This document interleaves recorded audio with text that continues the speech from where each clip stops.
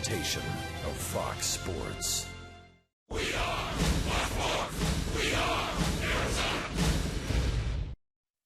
He was the no-nonsense face of the expansion Arizona Diamondbacks. When he scowled, opponents cowered. He led by example, letting his bat and his glove do the talking.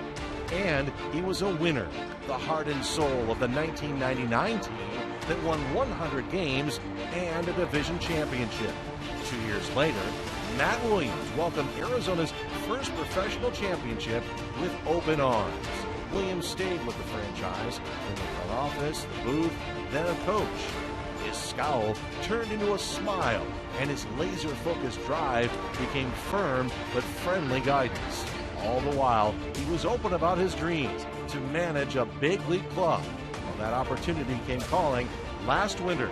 Now, Matt Williams, the Marine, returns to Chase Field to lead the Washington Nationals against the Arizona Diamondbacks. And it's next on Fox Sports Arizona.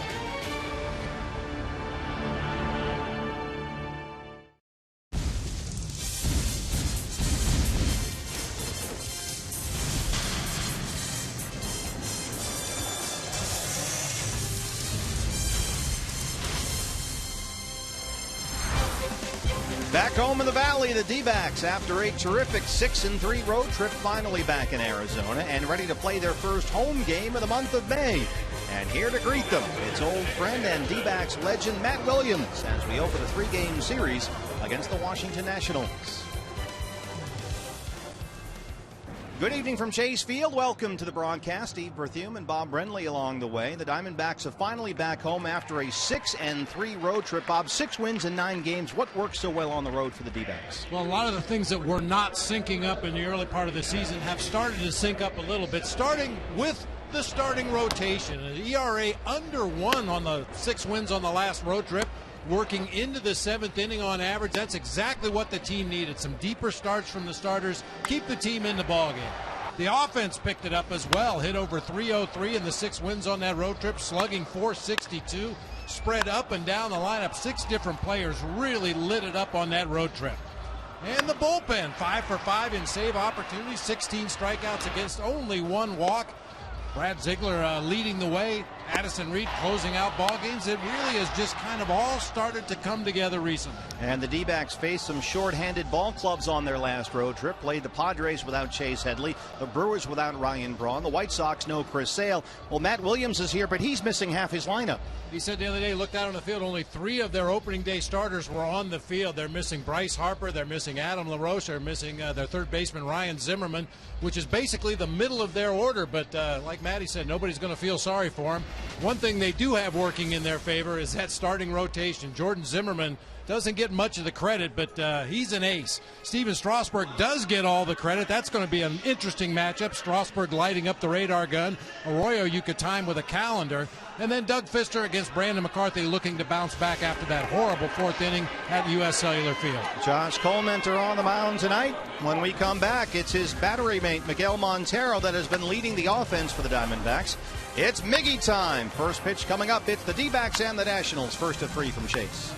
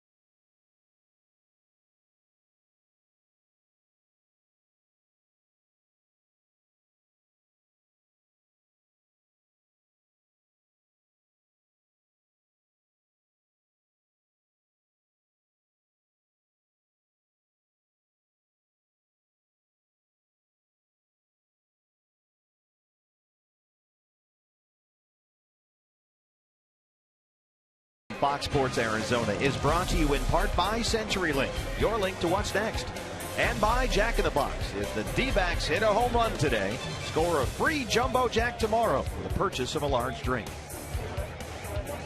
Welcome back. Diamondbacks set to take on the Washington Nationals. Jody Jackson with you, getting you set for first pitch. How about the impact recently of Miguel Montero? We know how important he is for this club. Tonight, he is in the cleanup spot once again, and in 23 games in the four-hole, he's batting .321 with 17 RBIs and 4 home runs. And how about this for perspective on the last 10 games? The walk-off on the last day of April, well, that was thanks to Miguel Montero. He bookended the last 10 games with a home run in Chicago yesterday, a 2-run homer. So for Miguel Montero, whether he's a rock for the pitching staff or doing it at the plate, I asked him if he thinks that walk-off homer sparked the successful 6-3 road trip.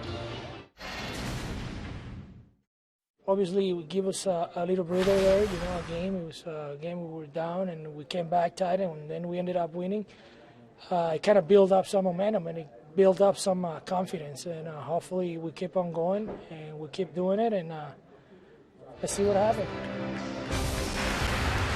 First pitch coming up next, Jordan Zimmerman for the Washington Nationals. Another right-hander for the Diamondbacks. It will be Josh Colemanter looking for the win. Stay tuned. Steve Berthium and Bob Brenly have it coming your way next.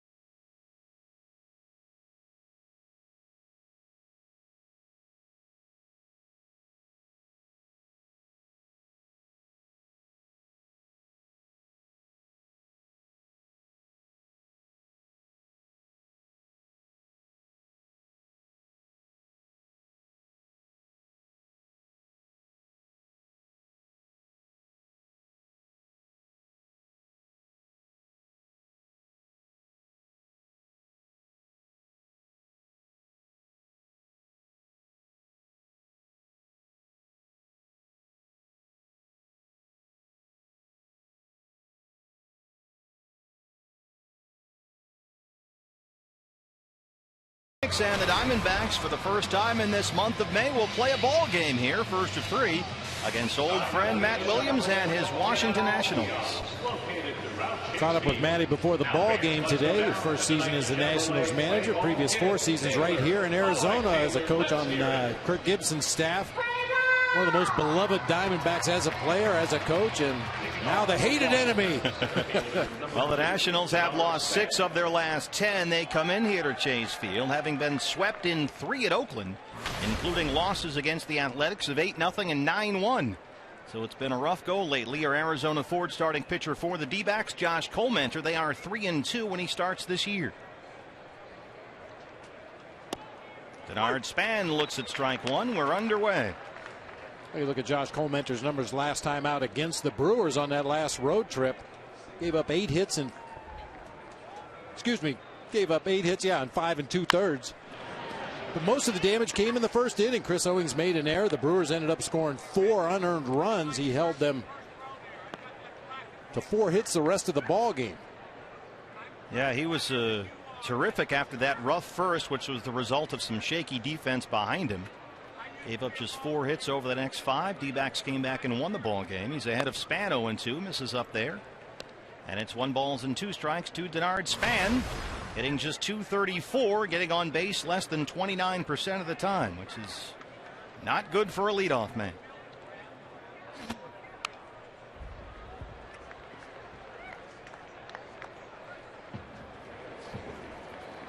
As we touched on in the open, this is a dinged up Washington Nationals ball club. They're missing some really key people in their lineup. But as Matt Williams told them in a team meeting a couple days ago, nobody's going to feel sorry for us. We've still got to go out there and try to win ball games. The guys that are plugged into those spots need to do something to help pick the team up. Span gets that one on the ground in the gap in right center field, and it rolls to the wall. Denard Span takes the turn. He'll head for third, and he will make it with a stand-up triple. His third triple this year.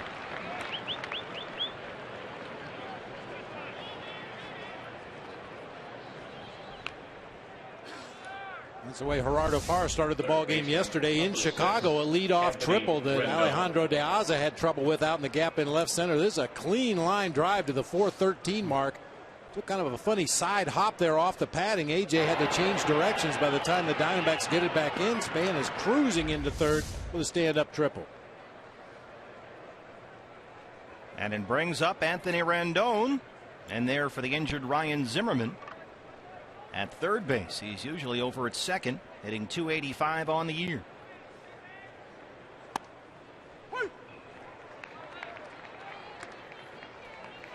Rendon playing third while Ryan Zimmerman is hurt. He's out with a fractured thumb. He took over the second base job last season from Danny Espinosa, got called up, started half the year at second base. When Espinosa was hurt, stayed in the minors the rest of the year, and Rendon ended up with the job, but he will fill in at third with Zimmerman out. This is a good time, Bob, to get these Washington Nationals. Well, you take your breaks where you can get them. You mentioned on the road trip we caught some undermanned teams, and boy, you talk about being undermanned. I mean, basically this is the 3-4-5 hitter in the Nationals lineup. Harper hits up and down depending on opposing pitchers, but these guys scored 34% of their team's runs last year. The 0-2 is skied to A.J. Pollock in center. Span at third. There's the catch, and there's the run. It's 1-0 Washington. Two batters into the ball game.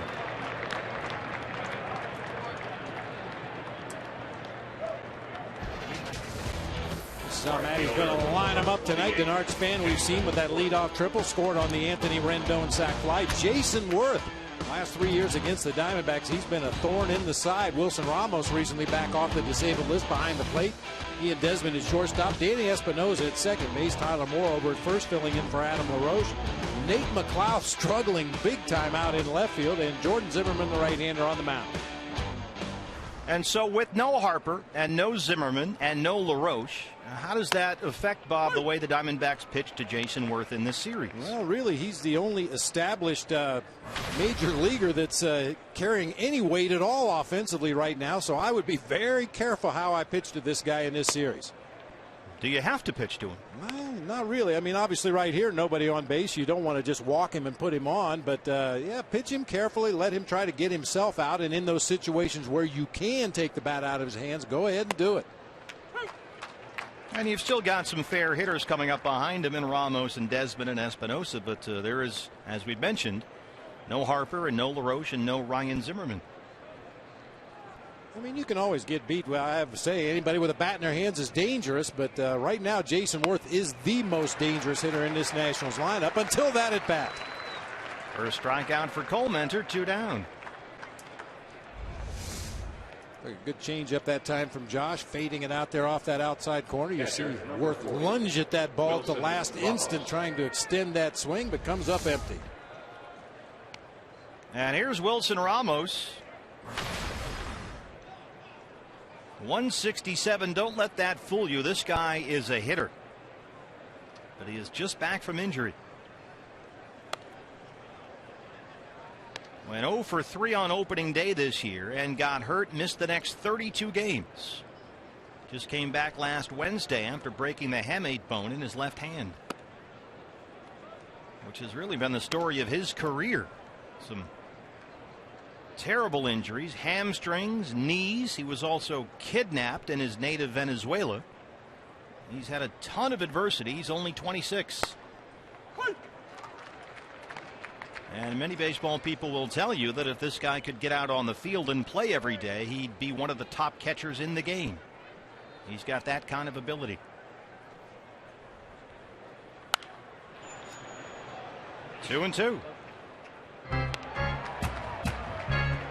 Nationals carrying 3 catchers on their 25-man roster right now. They'd like to get back down to 2 and possibly add another left-handed bat to the bench. They recently signed Greg Dobbs, who's down in the minor leagues getting some at-bats right now. He'd be a nice piece off the bench. He can prove he can swing the bat. And with LaRoche out, he may end up playing a lot of first base if indeed he does get called up to the major leagues soon. 3 balls and 2 strikes to Wilson Ramos.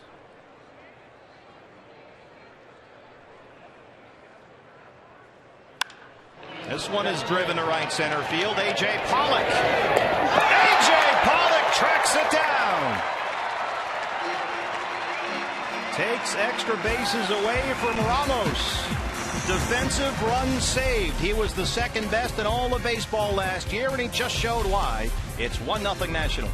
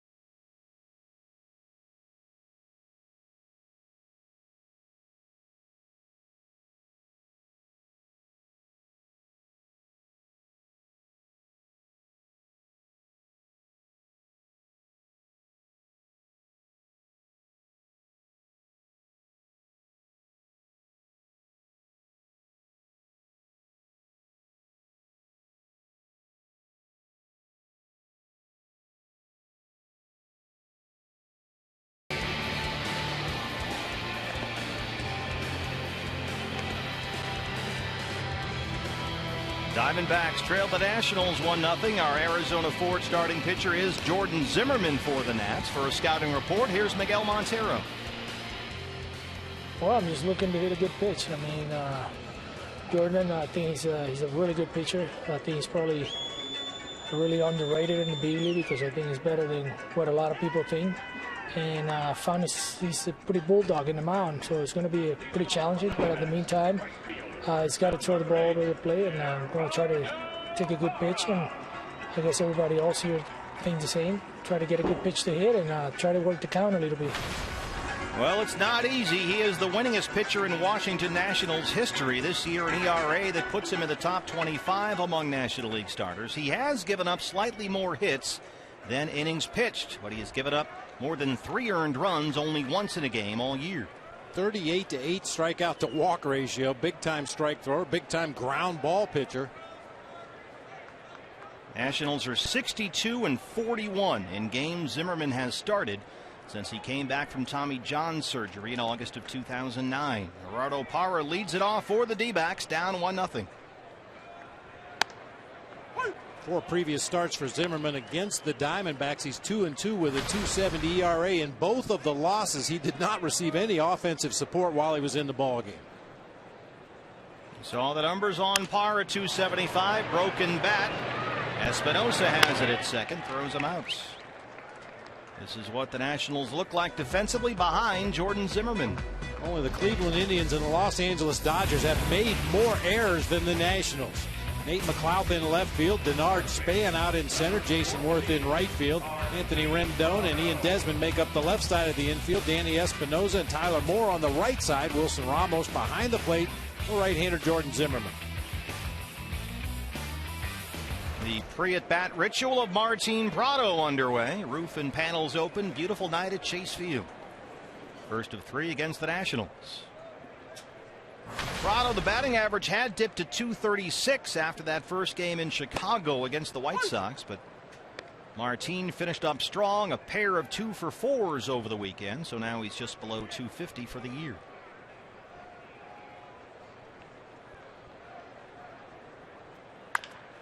Swings chopped to short. Ian Desmond. 2 down. This is the lineup for Kirk Gibson tonight against Jordan Zimmerman, the right-hander. Hara and Prado at the top of the order.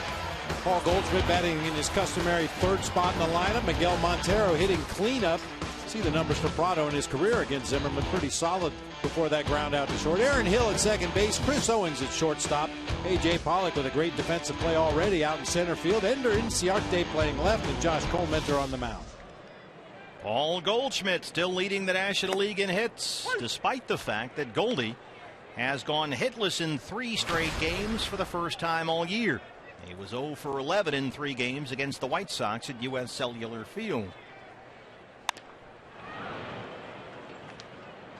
And that is news. He began the series in Chicago with a 9-game hit streak, during which he had hit at almost a 500 pace, had 4 home runs, then suddenly gets to Chicago, goes 0 for 11 with 3 strikeouts. He's behind here, 0-2. They missed down and away at 95. This guy is one of baseball's most underrated pitchers. Really good, can put up strikeout totals, throws hard, excellent command, rarely walks anybody. And as we mentioned earlier, is a Tommy John success story. And speaking of which, we got the news this afternoon from Miami that the Marlins' outstanding pitcher Jose Fernandez will likely need Tommy John surgery. So that is an enormous blow, not just for the Marlins, but all of baseball. And add him to the list. Hey fans, anytime the D-backs score 6 runs or more, Taco Bell's giving away 3 free tacos with the purchase of a large drink between 4 and 6 the following day at participating locations. 2 balls and 2 strikes to Paul Goldschmidt. Now that is a huge blow for the Marlins. You're right, it's a blow for all of baseball because he's a fun guy to watch out there on the mound. But Miami surprisingly only 2 games behind Atlanta in that National League East going into play tonight. They're going to miss him. 3-2. Goldie strikes out. Zimmerman works a 1-2-3 first, and after 1, the D-backs trail it 1-0.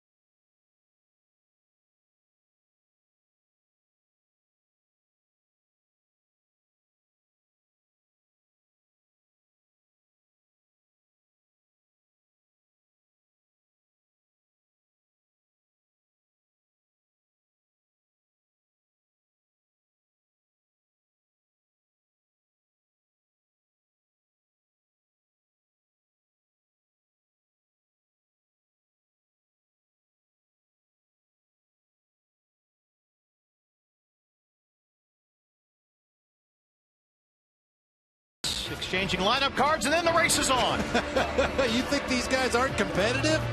Come on. First guy back to the dugout wins. Martin Prado there to greet the winner, Kirk Gibson. I don't think that was max effort for Matty, who just got a nice hand introduced here at Chase Field. And a big welcome back for the former D-back. Ian Desmond will lead off the second against Josh Comenter. Nationals lead it 1-0. Span opened up with a triple, came in on a Rendon sac fly, and that's where we are.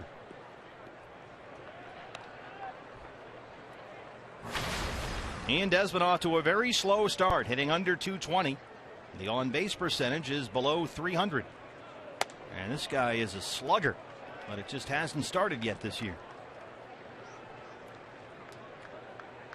Last year, 80 RBIs behind only Troy Tulowitzki among Major League shortstops. 20 homers, trailed only Tulo and J.J. Hardy. He turned into a big bat in their lineup, and they need him right now with so many key guys out.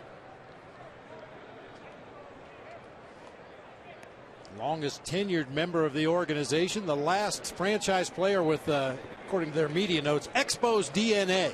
Third round pick by the Expos in 04. There's a strike, 2-2. And that was the last year before the franchise moved, sadly, from Montreal to Washington, D.C. Of course, right now, all of Montreal watching Game 6 against the Bruins. There's the strikeout. Second for Comenter, one away in the second.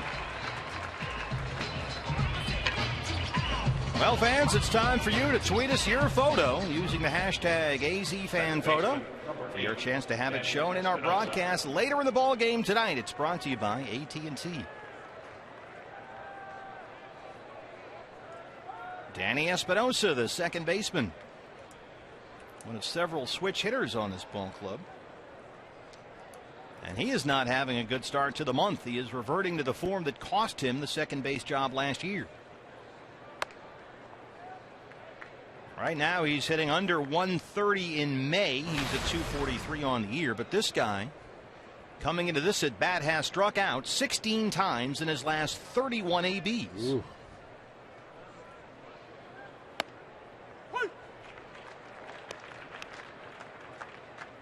And that's been part of his track record. It's a little bit part of the reason why they soured on him somewhat organizationally 2 years ago, which was Espinosa's last year playing a full season. He led the league in strikeouts. Makes contact there, but a little bouncer to second. Aaron Hill has it, 2 down.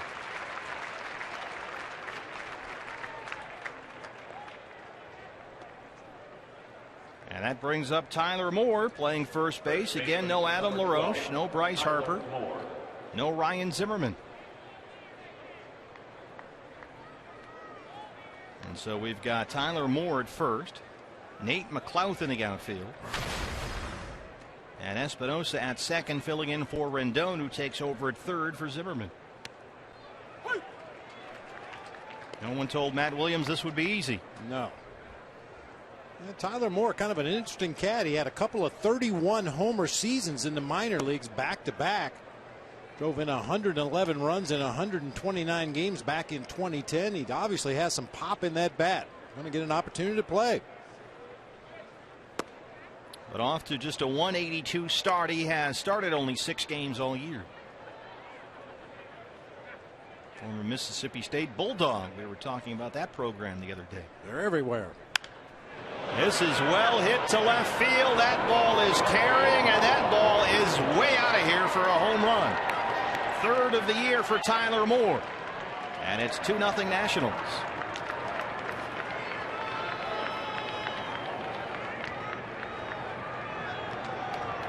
Well, you said he's got some pop in that bat.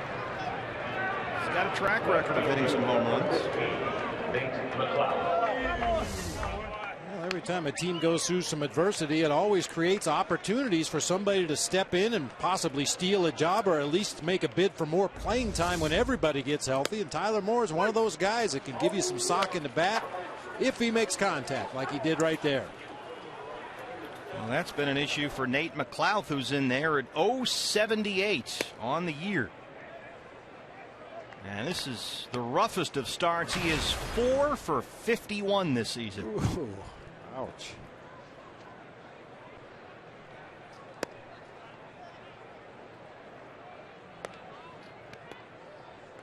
And he's with the Nationals on a 2-year free agent deal. They gave him an extra year.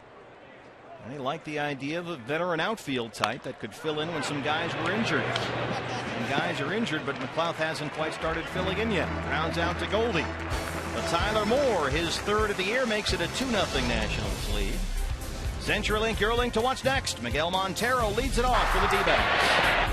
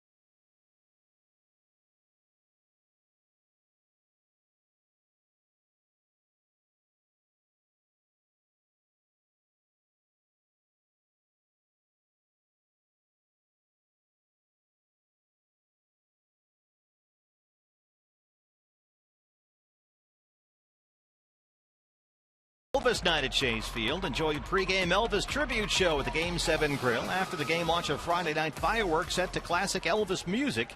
Purchase a special Elvis night ticket package. Get an Elvis night t-shirt, gold sunglasses, and sideburns. Limited quantities available. Visit dbacks.com/events. I like those t-shirts. Good looking shirts. Huh? Miguel Montero leads off the second after Tyler Moore left the building at the top of the inning. See what I did there? Yeah, I see.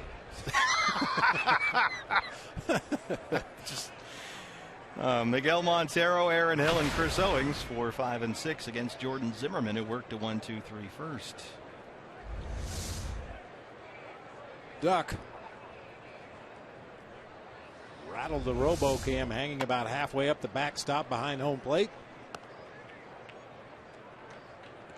There you go. Robot cameras. Quick robot umps be next.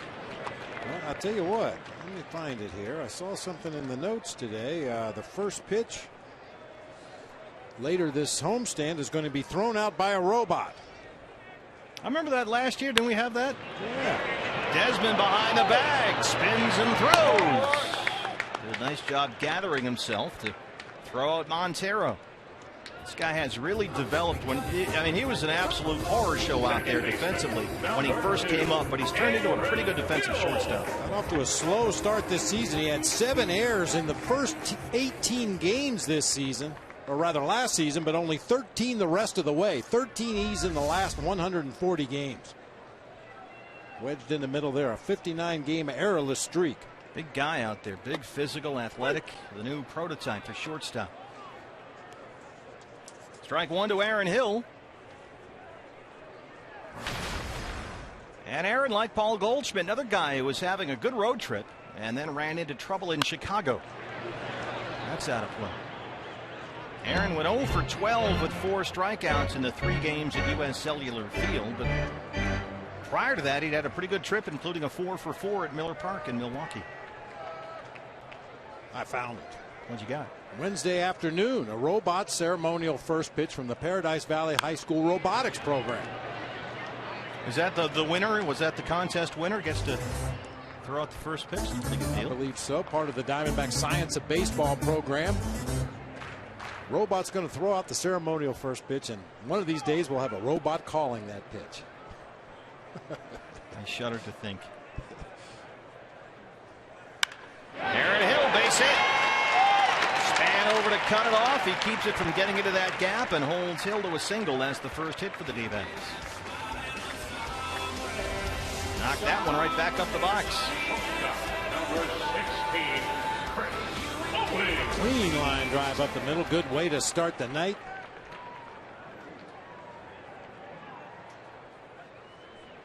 So down 2-0, a one-out base runner for Chris Owings at 295.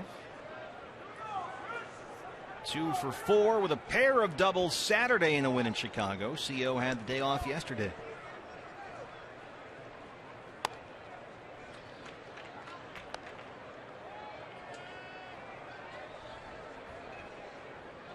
Span in center field, shaded a bit over toward right, so lots of room in left center for Chris. Anything hit into that gap, and Hill has a good chance to score. The 1-0. There's a strike, 1-1.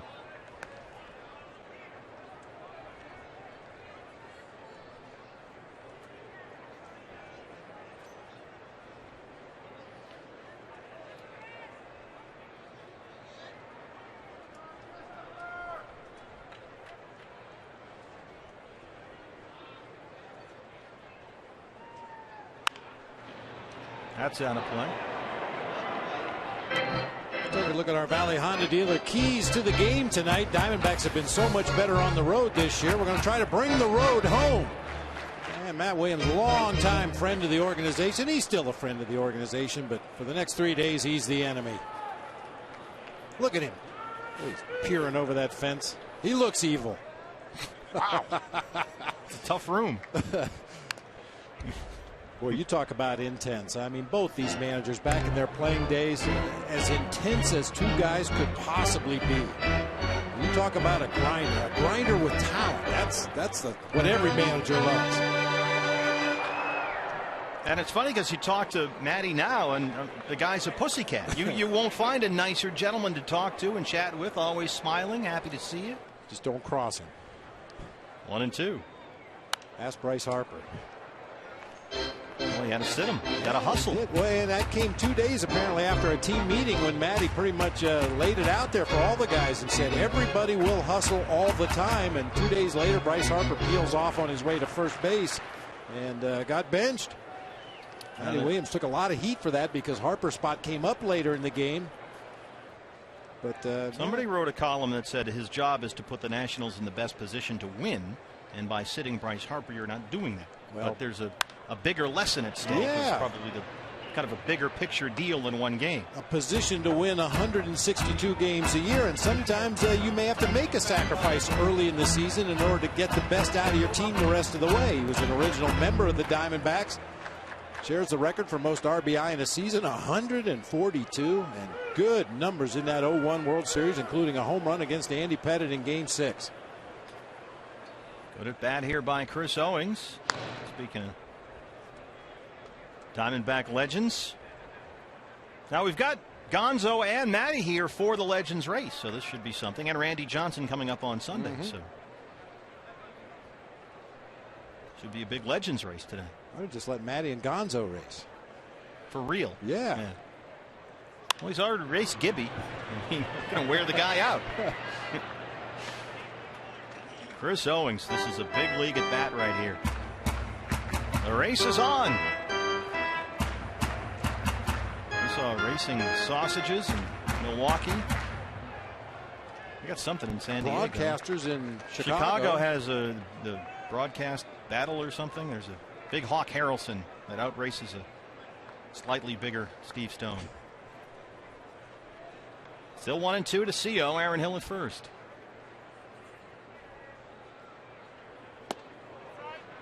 Zimmerman just missed there.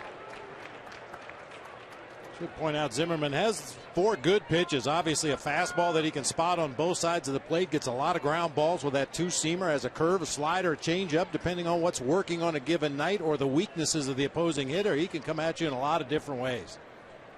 9th pitch of the at-bat coming up right here. They try to go down and in. He got it over the plate. It might stay playable here. It is for Worth in fair territory. And that's the second out. Speaking of Matt Williams, good to have him back. These are his thoughts on his return to Chase Field. Center field, number 11, AJ. It's different because I took the same route to the ballpark today. I know how to get here, but I had to go to the opposite side. So that's a little different. But it's where I want to be. I wanted to do this. So times like this is you appreciate where you're at. And everybody's been so supportive of it. We want to win these three, though, so we'll see what we can do. A.J. Pollock bounced to second. Espinosa. Zimmerman strands the 1-out single through 2. Diamondbacks trail it 2-0.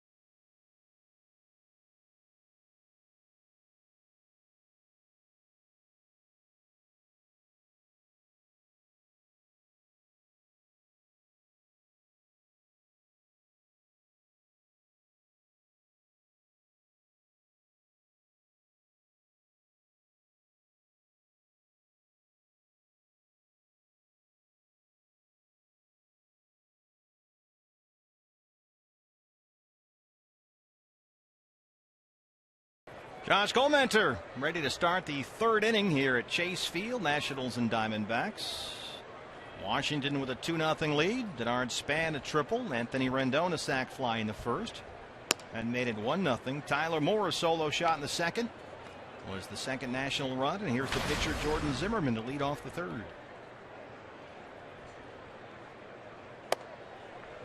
Josh Gomenter a no decision in each of his previous 2 starts. He worked last Tuesday against the Brewers at Miller Park in Milwaukee. 5 runs in 5 2/3, but only 1 run was earned. Milwaukee had that 5-run first, mostly because of some shaky defense behind Josh, who did a good job of keeping the D-backs in the ball game. They came back and won it. Check swing popped up. Might be room for Goldie. Long run. And he runs out of room.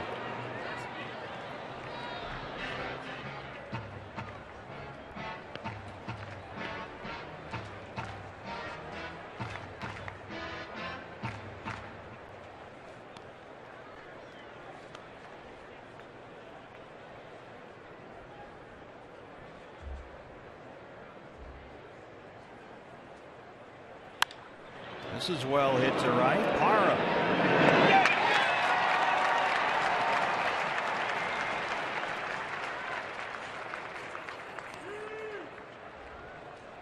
Josh Gomenter as a starter this year. This is without his relief.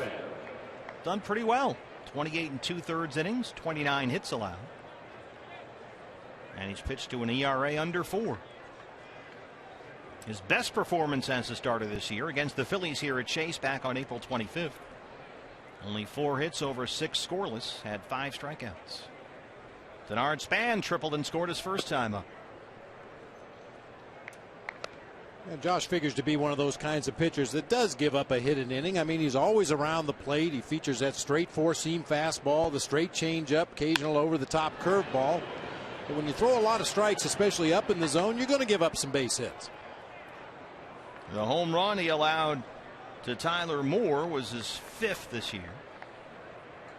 5th allowed by Josh. And you forget he came up with the D-backs as a starting pitcher in 2011. 31 appearances that year, 24 starts. Well, we know his mom is glad he's in the starting rotation. She talked to us at U.S. Cellular Field over the weekend. Because she doesn't have to watch as much. Yeah, it's a lot easier. She knows exactly when he's going to pitch and, plans accordingly. Takes a nap in the afternoon so she can stay up late and watch Josh pitch at night. She's up there in Homer, Michigan, watching every 5th day. One of the more unique motions in all of baseball with that directly over the top release. Takes a lot of the strain off the elbow and the shoulder, according to Josh. Bounce to first. Goldie. Coleman recovers. 2 down. Now Josh says he's never had any elbow issues, any shoulder pain, nothing to speak of.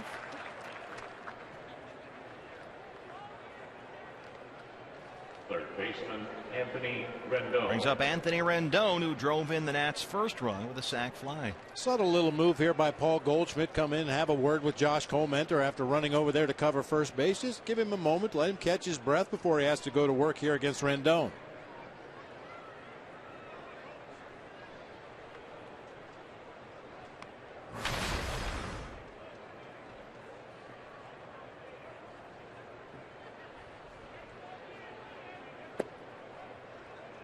Oftentimes you can tell by the way a guy is pitched to what kind of hitter he's been. And Anthony Rendon in his young career is a guy who has seen a lot of fastballs, especially within the strike zone. And that trend continued through the first month of this year.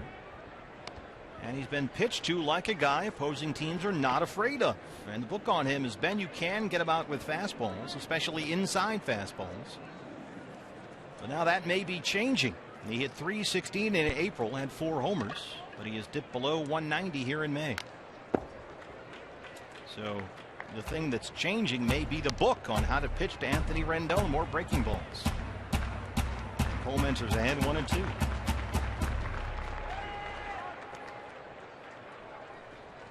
This is a guy who was the 6th overall pick in the draft 3 years ago out of Rice. 2-2.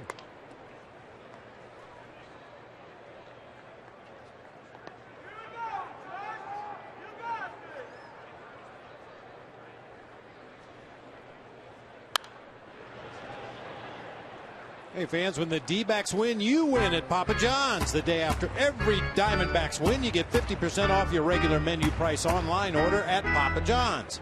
Enter promo code D-backs50 at papajohns.com. Mentioned Anthony Rendon, 6th overall pick in 2011. He was the guy picked right before Archie Bradley. So that's how much they thought of him coming out of Rice. Probably the best collegiate hitter that season. But he had a shoulder injury his final year in college, played mostly DH, and that might have dropped him down a few spots. Always a little concerning when a kid coming out of college, even if you're putting up good offensive numbers, if you don't play a position on a regular basis, there's some question as to where he's going to fit in moving forward. But I think Rendon's a real good athlete. That's always a nice professional courtesy.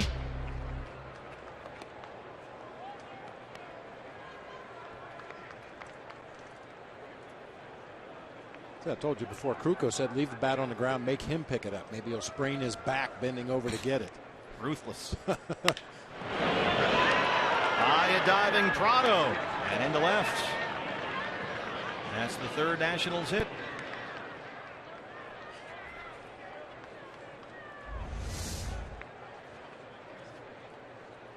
Miguel Montero, as he gathers his own gear, grabs Rendon's bat with that cupped end. He's able to balance it there in the dirt in the right-handed batter's box.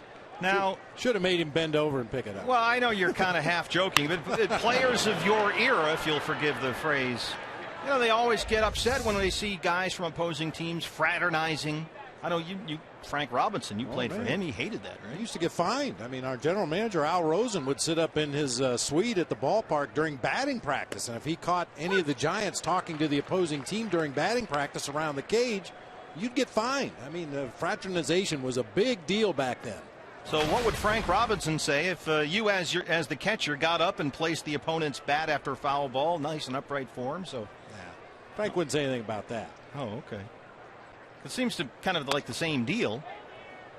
Well, everybody all gets along, sings Kumbaya, one big happy players union. Frank used to always say, hey, if you like him that much, take him out to dinner after the game. That was okay. Oh, yeah. You know, away from the ballpark. Sometimes you got guys that have come over from another team, and that team comes back into town, and we've got some friends on that team, and certainly we see it out here at the ballpark every day. Big bear hugs, guys who used to play together. See you. How's the wife? How are the kids? You know, isn't that nicer though? You don't like it? Yeah, well, at the ballpark. Old school. Yeah, save it for later. Take him out to dinner. 1-2.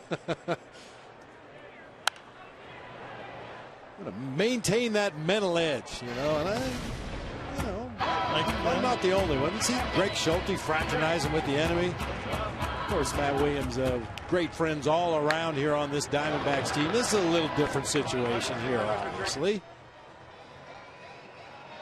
And you have to shake hands there. You can't get away from it. A ball and 2 strikes to Jason Worth. He struck out his first time.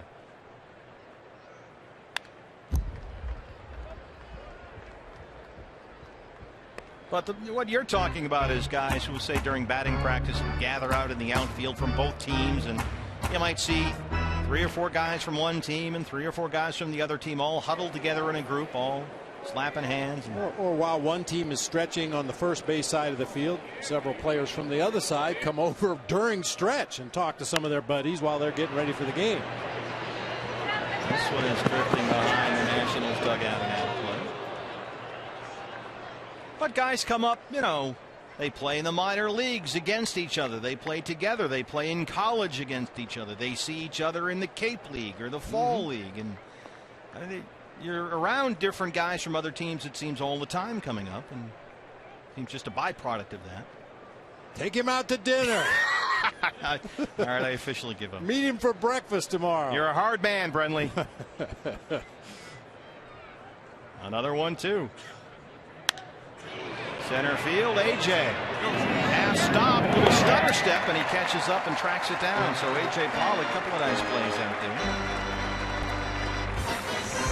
And they strand the 2-out single. A.J. Pollock. Diamondbacks need some runs, down 2-0.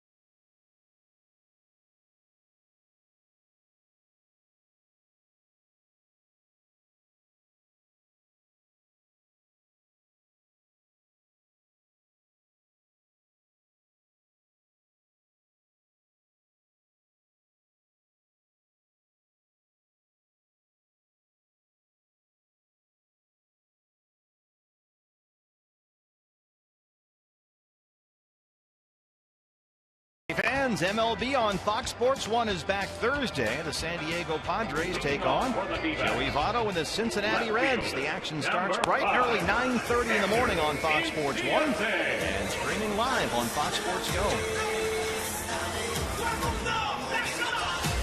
Then after the game, I'll watch a little Duck Dynasty. What is going on there? They're everywhere. You ever watch that show, that Duck show? Yeah, I've seen it a few times. Wade Miley's favorite show. No question. Ender Inciarte leads off the third against Jordan Zimmerman. I got one for you. Speaking of Wade Miley, discovered something today here in the ballpark that you would love. I'm down there by the home clubhouse talking to my guy Mark. I always like to check in with Mark because he's the guy that stands outside the door of the clubhouse, so he knows everything. He knows where the bodies are buried. He's a dangerous guy. Inciarte off the fist. Then Desmond throws him out. What a winner. So I'm standing there talking to Mark and outside the D-backs clubhouse. All of a sudden I hear this muffled, bad Pearl Jam type sound. What's going on down there? And he said, "Oh, go take a look." And I walk down and there's this storage closet. There's just stuff in there, soda bottles or whatever. And there's 4 D-backs in there jamming. There's a big drum set, and Miley's playing guitar, Arroyo's playing guitar. They're singing. They have a little garage band area that they've created down there, and some of the musicians on the ball club are getting together and doing some Pearl Jam covers. Nice, I like it. That is down the line by Colemanter. It's a fair ball, and Josh will take the turn and head for second.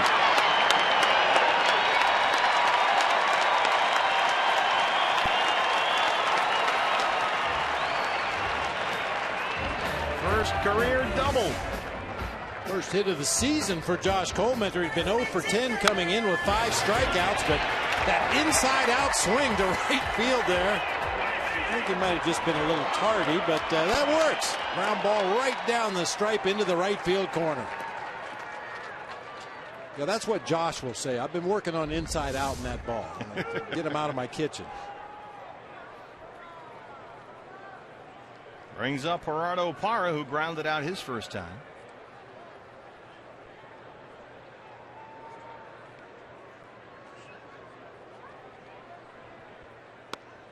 There's a strike, 0-1. It's funny how fans always react to a pitcher getting a base hit. I think it's one of the biggest hands in the game. You sound jealous. Yeah, I think it's great. Need more hits from our 9 spot in the lineup. 0-2 on Parra, who is back home after hitting in all 9 games on the road trip. So he's here with a 9-game hit streak, during which he's batting over .330.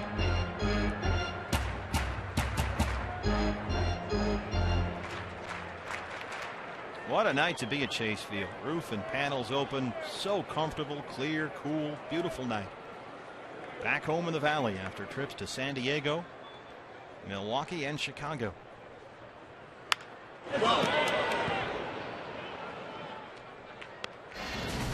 And Parra homered twice in the 3 games in the series against the White Sox.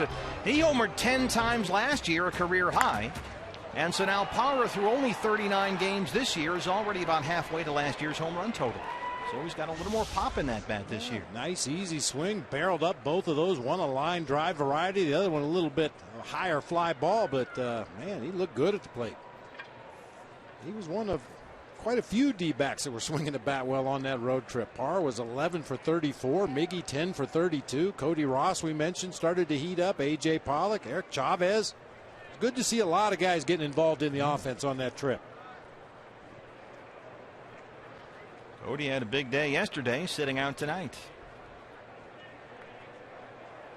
Eric Chavez got some time on the trip with the DH available in Chicago. And when you look in the Diamondback dugout now, you see smiles. You see guys, their faces are alive. They're not looking down at the ground anymore. The winning streak has changed the atmosphere. Everybody just kind of exhales, takes a breath, relaxes. It's going to be okay. And still digging out from under that rough start, certainly. They opened 5-18, but since then they've won 10 of the last 17 games.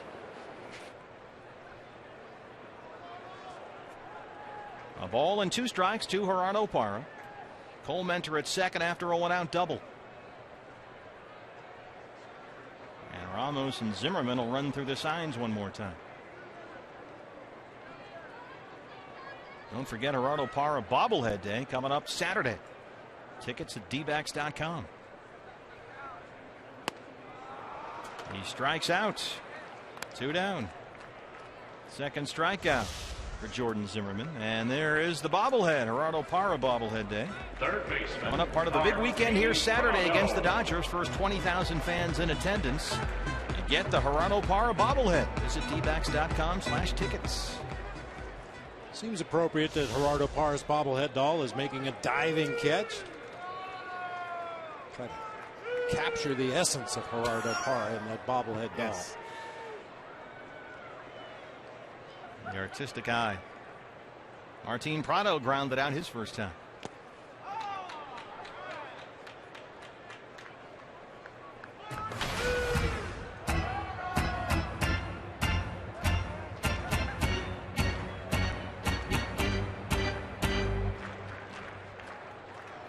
Prado hit .205 on the road trip, started all 9 games. Trying to get it going. Off to a good start last week and a couple of 2-for-4s against the White Sox. 1-1.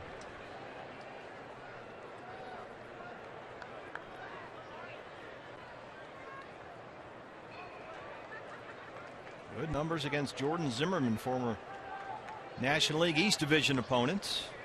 Back when Prado was with the Braves. A ball and a strike. This is well hit to right center. Denard Span. Won't get there. One hops the wall, and the Diamondbacks are on the board. RBI double for Martin Prado, his 6th, and it's 2-1.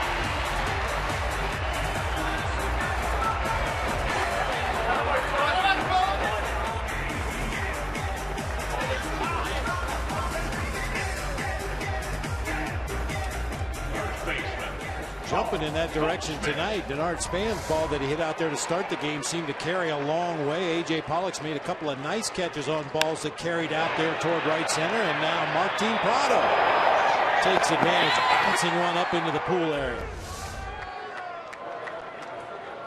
Paul Goldschmidt struck out his first time.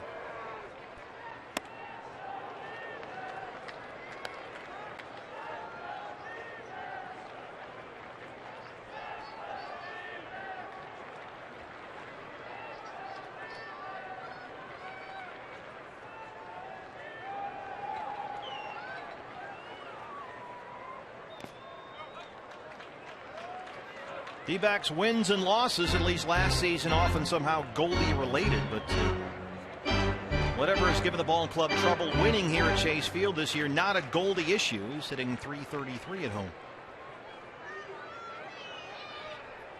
On the road this year, Paul hitting .310, so he's been good. Here at home, 3 home runs.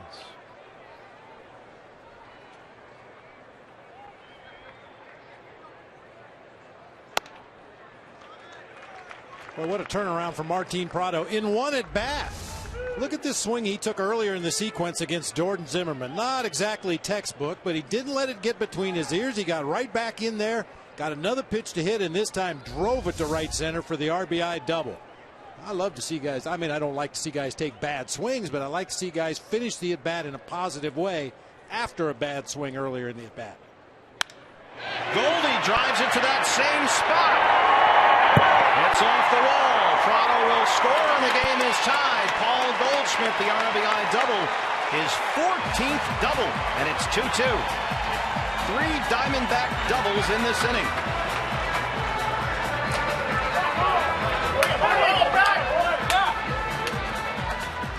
No, Bob, you said it. The ball is flying out to right at right center tonight. Don't know why. Just enjoy it and keep hitting it that direction. Goldie with a nice quick swing down and through that ball. We're used to seeing that particular stroke, and drives it out there off the base of the wall by the pool. Keep trading places. It's Miggy time.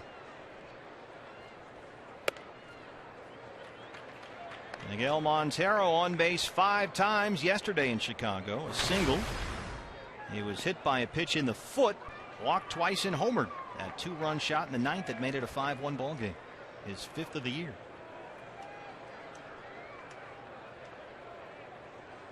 Yeah, Miggy got hit by a pitch in the foot. You mentioned that. Goldie fouled a ball off his shin. Remember, we were talking about probably having an ice bag on him for the ride home. And Parr took one in the foot on that trip after taking one in the elbow in the last home game against the Rockies. Hey, tape an aspirin on it and go get him. What did Frank Robinson always used to say? I got 9 that ain't afraid. He would ask that as he walked through the clubhouse, and a couple times we had 9, but usually there were a few guys that were afraid.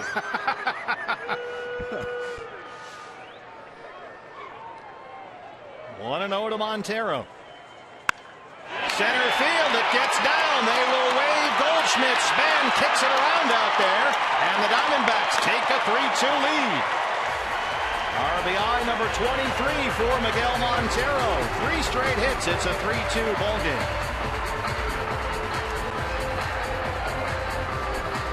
Span might have had a shot at him, but he just couldn't get a handle on it in center. Well, nice piece of hitting that time by Miggy. Just waited for that breaking ball to get deep into the hitting zone and line it right back up the middle of the field. Span just fans on it out there in center field, taking away any doubt whether Paul Goldschmidt could score on that hard hit ball to center field. All these balls, you said it, hard hit, and Steve McCatty is out there to talk to Jordan Zimmerman, the pitching coach. Cole Mentor started it off with a double down the right field line that got into the corner for his first career double, but then 3 hard hit balls in a row after the strikeout by Parra. Prado double, Goldie double, Montero single, and suddenly it's 3-2.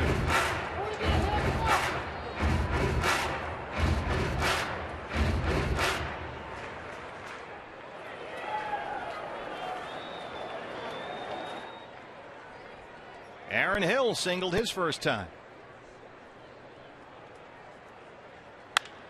That one is thrown to right, a base hit. 4 straight Diamondback hits, 5 in the inning.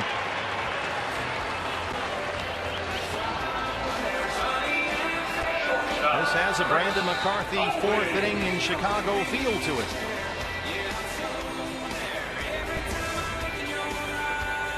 Almost moving out on that outside part of the plate, but that ball's elevated up above the belt. Aaron Hill's always been a real good high ball hitter, especially when you can get those arms extended. 2 on, 2 outs for Chris Owings. Montero at second, and Hill the runner at first. CO flying out his first time.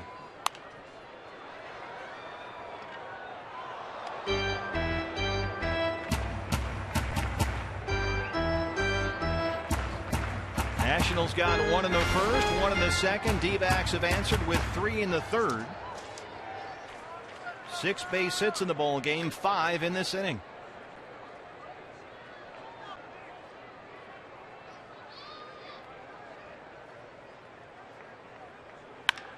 Up the middle, Desmond behind the back. Flips to Espinosa for the force on Hill, and that's the inning. But the Diamondbacks get 3.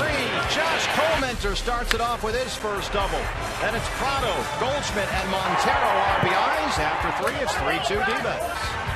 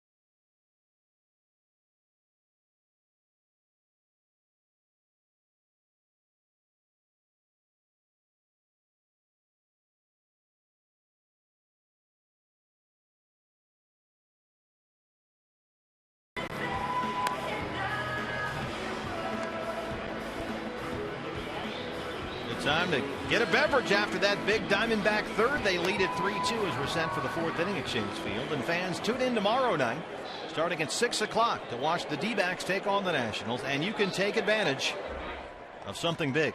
It's a one-night only D-backs and Fox Sports Arizona fan appreciation ticket offer. Can't give you any details right now. You got to watch the game tomorrow. But this is a one-night only deal. Everything must go. And let me tell you, you're going to want to take advantage of this one because it's big. You're going to save some serious bucks getting out to a D-backs game. Call your neighbors, call your friends, call your relatives. Tell them to tune in tomorrow night. Don't want to miss it.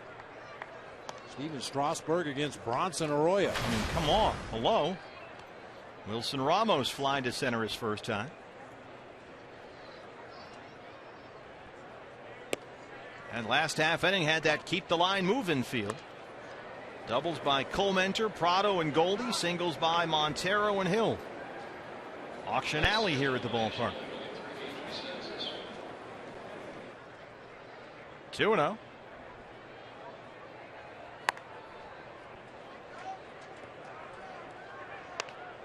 Well, that auction alley is a great place if you've got some crazy fanatic baseball fans. They have a particularly favorite player or thinking about a birthday gift or a Christmas gift. Shop ahead. Get it now. Well, Colmenter opens up with a 4-pitch walk to Ramos. He's now thrown 62 pitches, 38 for strikes, so he's got to be a little more efficient here. Chevron upcoming pitching matchup. In addition to the ticket news that we'll have in the broadcast. I mean, how's this for generations, different styles? One guy's throwing 100, the other guy's throwing 80. Yeah, maybe. Boy, Bronson Arroyo's been on a nice roll lately too. Coincided with those starters kind of getting things in order, and everything seemed to fall in place after that. Ian Desmond. You a big believer in the shutdown inning? And how critical is that to put up a 0 after your team gets you some runs and more importantly the lead? I am a believer in that, especially against a struggling team. The Nationals have been obviously struggling. They're missing some key people. You bury them one inning and come right back and put a 0 on the board, especially quickly in the next inning. I think there's an emotional value to that. I mean, you certainly have to keep playing the game, and Josh Colmenter needs to keep executing his pitches. The offense needs to keep the pressure on Jordan Zimmerman. But, yeah, I think there's something to be said for getting your team right back in that dugout quickly. Good pitch there inside on Desmond. He fouled it back 1-2. Trying to put up that goose egg. That's what Chase Anderson said he wanted to do before the ball game yesterday. Put up some zeros. And boy, did he ever do that. What a major league debut. What a treat to watch. A ball and 2 strikes.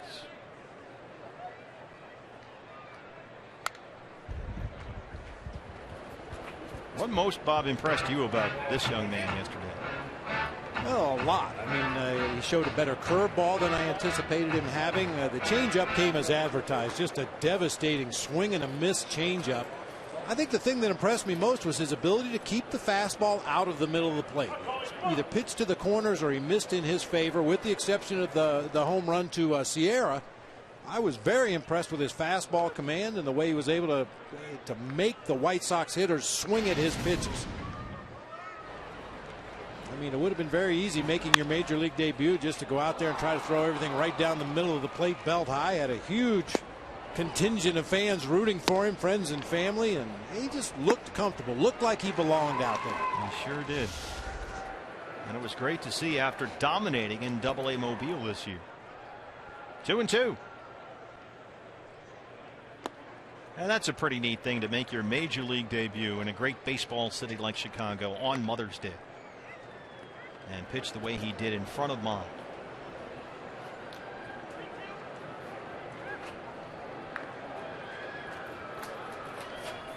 So after a walk to Ramos to open the inning,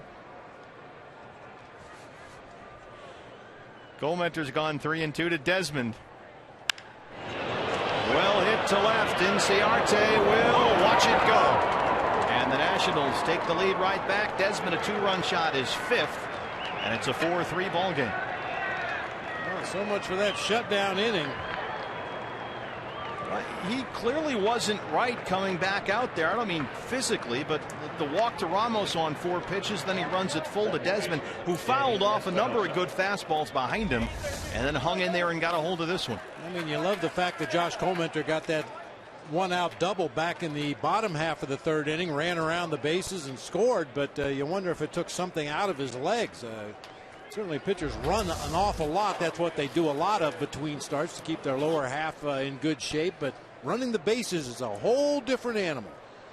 Brandon McCarthy always says when he runs the bases, he's scared to death. It's not familiar ground for him. He doesn't do it a whole lot. No, I mean, you know, for a position player, especially an everyday guy, it's just second nature. You know where the defenders are. You can hear the contact of the bat. You've got a good idea where the ball's going to go, and you react accordingly. Pitchers have to process everything before they move. Danny Espinosa fouls that one off, and it's 1-1.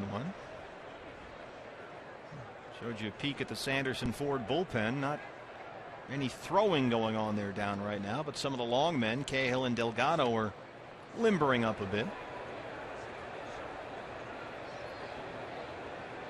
Oh, we might see Randall in the 9th inning last night. He was warming up. Bouncer to first. Goldie has it, and that's the first out here in the 4th.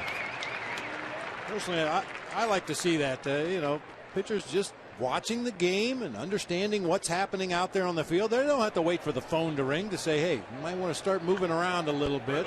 Josh ran the bases, might be losing it a little bit here. Nobody needed a call down there. They just understand the game. And also keep in mind, those are 2 former starting pitchers, and by former we mean only about a month ago they were starting, so it might still take them a little longer to get loose than a reliever.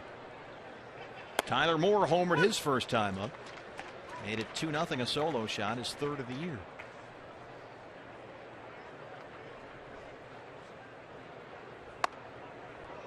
This is up and in there. It's a ball and a strike. This was Tyler Moore in the 2nd. That's just location. A hanger.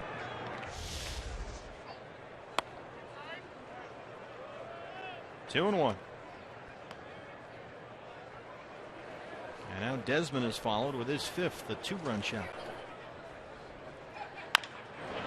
High chopper to short, Chris Owings. CO kind of had to wait that one out a bit so the ball could travel to him, but he throws him out. 2 down. Left fielder, Nate McLeod. He never allowed his feet to stop moving, however. That's a good sign for a shortstop. You have to wait for that big hop, but don't just stand flat-footed and then have to get your momentum going again to the target. Just keep your feet moving, little shuffle steps, so that when you do field the ball, you're ready to stride into that throw. Nate McLeod, strike 1. Grounded out his first time, and at 0.77, that's not just because he's only played a couple of games. He is 4 for 52 this year. And he's down 0-2. And when you're 4 for 52, that happens a lot. Good looking truck. I wonder if you can get it with the D-back logo on it. That'd be cool. Popped up 3rd base side. Chris Owings calling off Prado in front of Inciarte. And that's the inning. But the Nationals add 2 more on the Desmond homer. Now they lead it 4-3.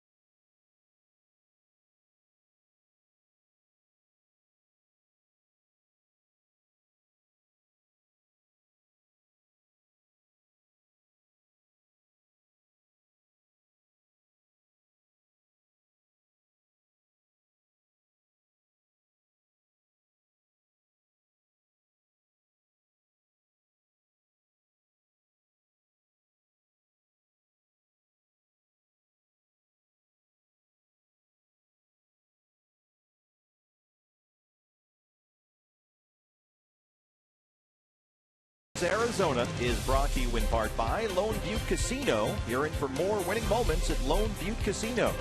And by Cox Communications. Bundle and save with Cox. Finally back home at Chase Field. Roof and panels open. It's 4-3 Nationals after a 2-run homer by Ian Desmond, his 5th of the year. Fun times in the RamTrucks.com pool area. Hi. I'm sorry, what'd you say? Oh, hi. Yeah. It's a friendly ballpark. A.J. Pollock looks at strike one. A.J. grounded out his first time. Pollock and Ciarte Coleman 7, 8, and 9 in the D-back 4th against Jordan Zimmerman, who in the last inning gave up 3 runs on 5 hits.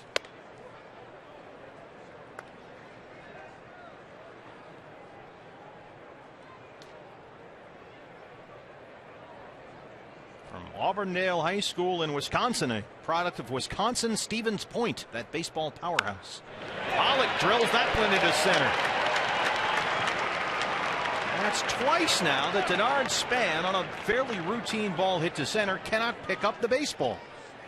He dropped that one as well, and don't you think that A.J. wasn't staring right at him, waiting for that little glimmer to take the extra base? He always is. That checkerboard pattern in the mowing of the outfield grass. Occasionally as the ball rolls out there, it'll kind of snake on an outfielder. It doesn't roll in a straight line. It has a little wiggle to it, and if you don't anticipate it, you can very easily misplay a ball. So A.J. aboard again. Leadoff single in the 4th. Here's Ender and Ciarte.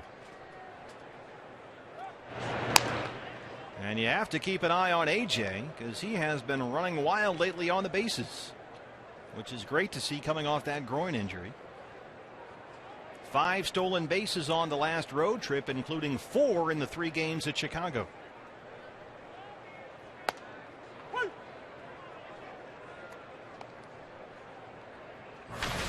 And Ciarte 2 for 21 to begin his big league career. He grounded out his first time up.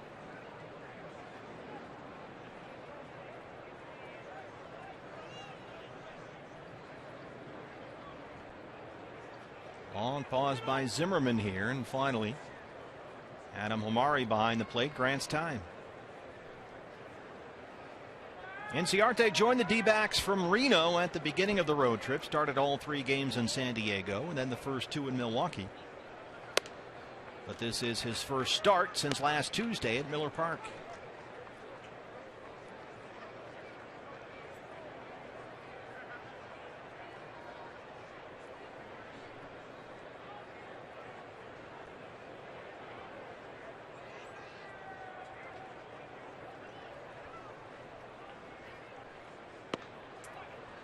Two and one.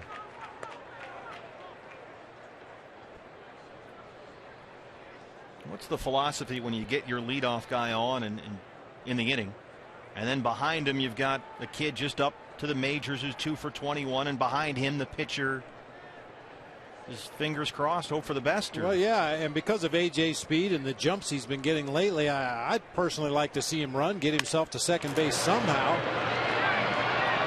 Espinosa gives up on the force at second and settles for 1. So it worked out.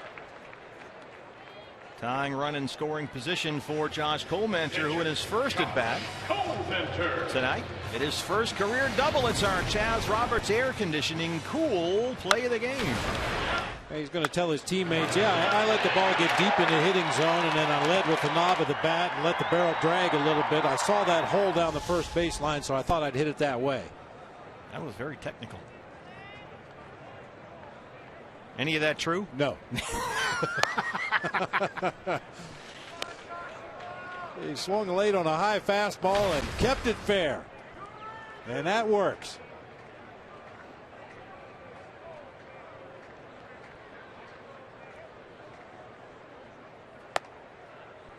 His mom was a delight when we got to talk to her in Chicago, talking about how Josh would return to Homer and fill in as a substitute teacher when he was working his way up through the minor leagues. Make some extra money. 2-0. Been there, done that. I played in Fresno in the California League. I had my teaching credential, and my wife had a better job than I had playing baseball, so we stayed in Fresno, and I taught school. And one day, I show up at Bullard High School for an extended physical education class. Teacher went on maternity leave, and who's in my class but a very young, freckle-faced redhead named Rex Hudlin. The Wonder Dog. The Wonder Dog. Now, you taught the Wonder Dog's gym class? That's why he turned out to be such a great athlete. It's got to start somewhere. 3-1.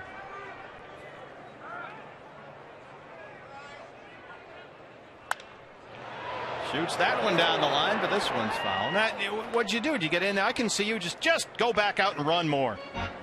No, actually, it was a wintertime assignment. It was basketball season, so we get the whole class out there, take attendance, and all right, the two tallest kids in the class. One of them over here, one over here. Draft your teams. Let's go. We're playing hoops today.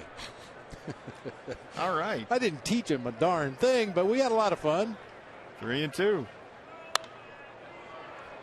You know yourself, when you're a substitute teacher, you just try to keep them from hurting each other. Don't break anything. Your teacher's coming back tomorrow. Just give me a break, please.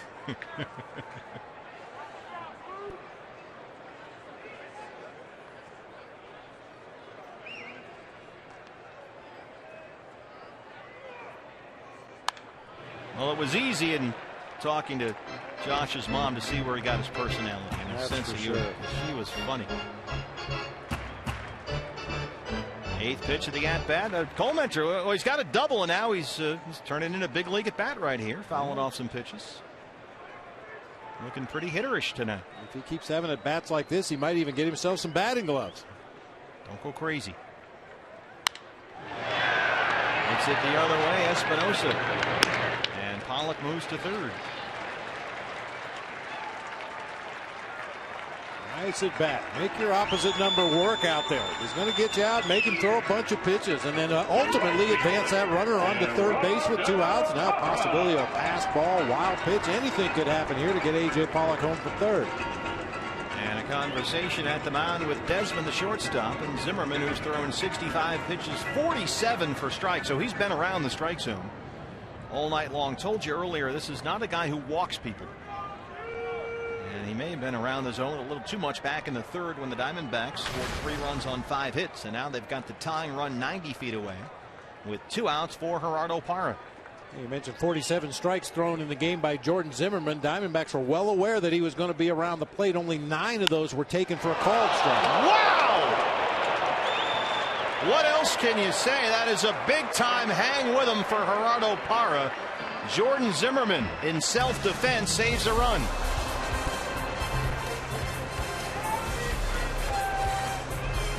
He's got it. 4-3.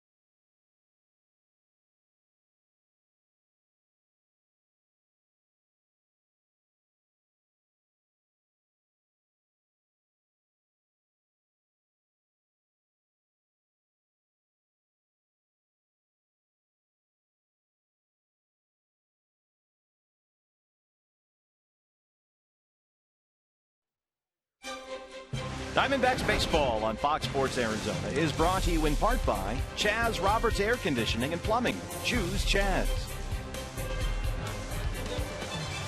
Chase Field, very entertaining ball game so far. Through 4 innings, the Diamondbacks trailed the Nationals 4-3. D-backs have out-hit Washington 7-4. But the Nats have a pair of homers in the game. Tyler Moore, his 3rd. Ian Desmond, his 5th. And now the pitcher Jordan Zimmerman leads off the 5th against Josh Colminter.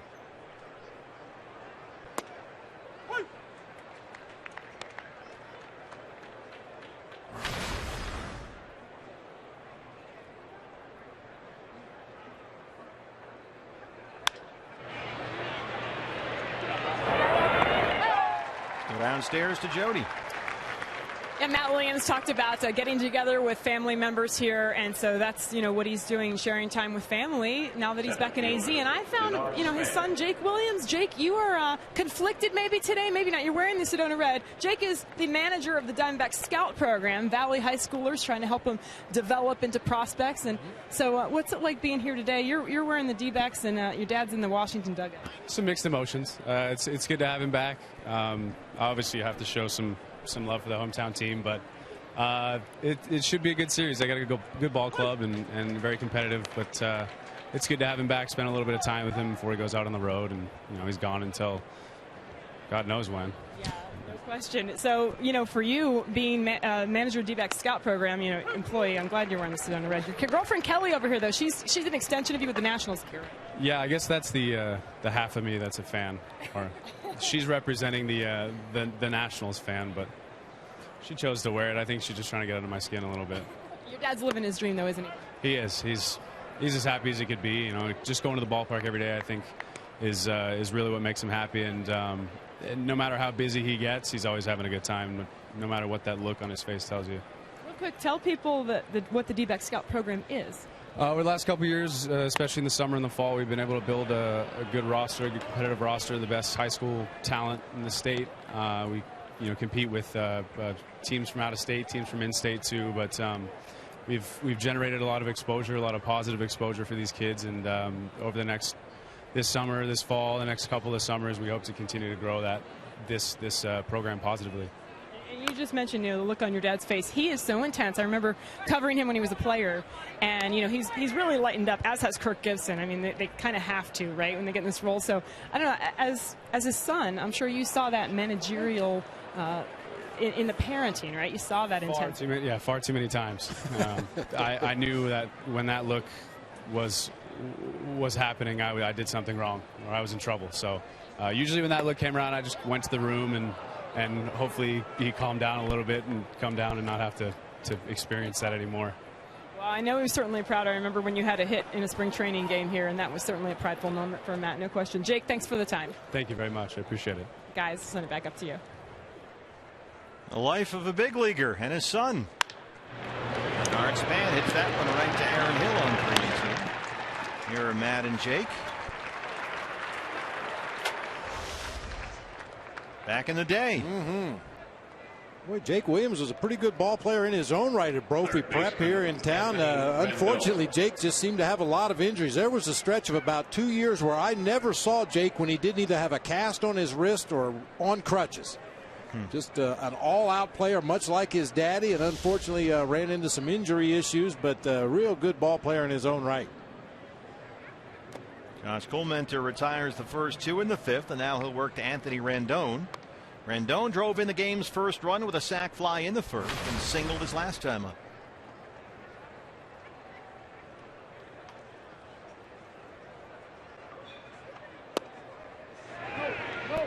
He went, says Jim Reynolds at first.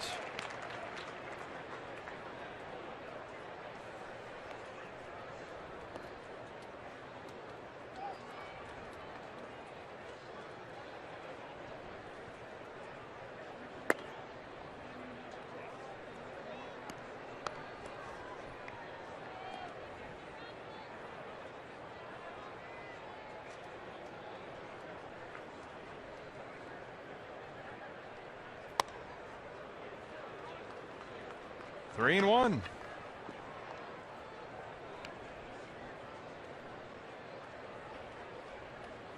Jason Worth is on deck. Nationals have had at least one hit in every inning so far.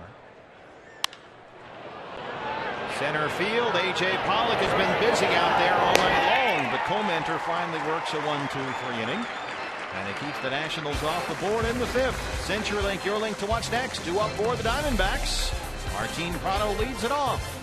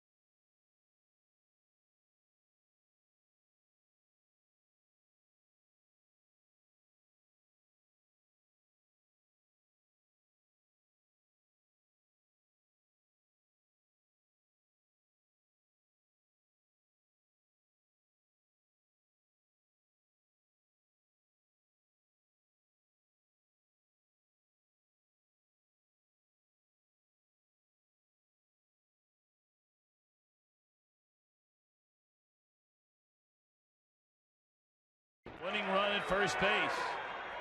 High drive, straight away center. Is the game over? The game is over! Oh my God, can you believe this team?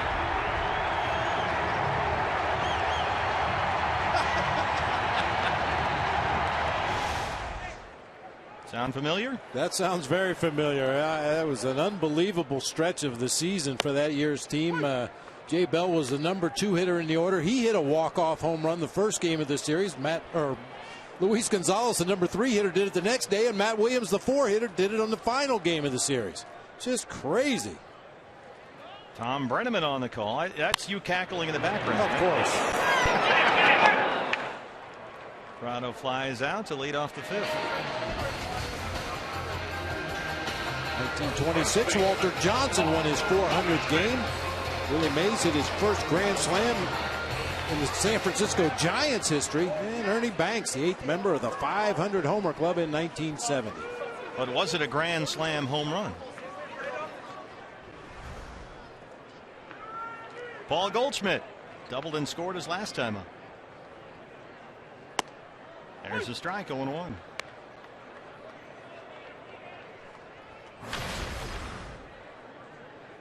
The Big Train, Walter John. That's one of the great nicknames of all time. It's on the list. Goldie hits this high in the air, but there should be room for Worth, who finds it and then finds the wall. And it's allowed out #2. One thing that didn't make the list for this day in baseball history, I'm sure you remember this, partner, back in 2004, one of the most amazing at-bats you will ever see. Alex Cora fouled off 14 consecutive pitches before hitting a home run on the 18th pitch of the at-bat from Matt Clement from the Cubs. Well, you talked about that. Who was it that hit a home run for the Diamondbacks after fouling off a bunch of pitches? And Desmond did the same thing tonight before his home run. You've talked about that, but how that can just wear a pitcher out. Give him a chance to make a mistake. Foul off the tough one, stay alive, give him a chance to make a mistake over the middle of the plate. Well, Miggy, a pair of homers on the 9-game road trip. He hit .313. And has an RBI single tonight. He's 1 for 2.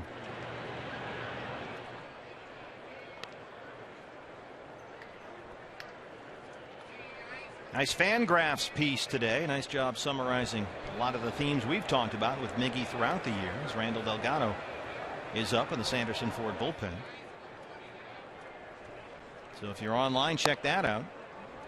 And it finishes the article with this idea that based on Miggy's stance and swing changes and his improved walk and strikeout rates, there's nothing that indicates a backslide like he went through last year, and that should produce a season this year in which he hits about 280, maybe 20 homers, 80 RBIs that type of year, as he strikes out to end the 5th. Zimmerman has now retired 6 in a row. We are through 5. D-backs trail at 4-3.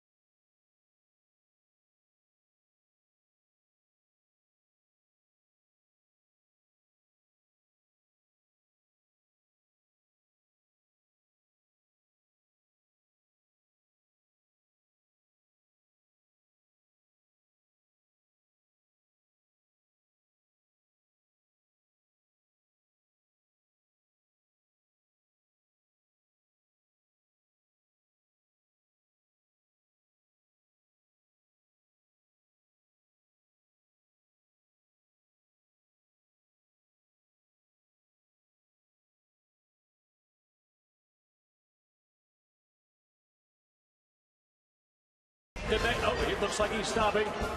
Well, that's Matt Williams. During the Legends race, the legend Matt Williams got a little confused, saw the live version of himself. He had a big lead at that point in the race, and then just kind of froze in confusion, and Matty had to direct him to the finish line, where he ended up coming in last, and it's a big win for Gonzo.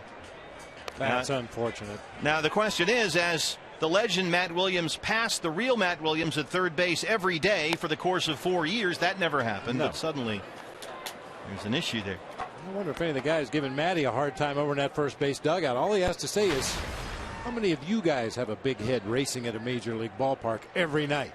Thank you. Sit down. Randall Delgado will stand up and take the mound here to open the 6th, his 13th appearance of the year, on in relief of Josh Colmenter, who gave up 4 runs on only 4 hits through 5 innings, but 2 of the hits were home runs, Moore and Desmond. And the Nationals have a 4-3 lead as Jason Worth leads off the 6th.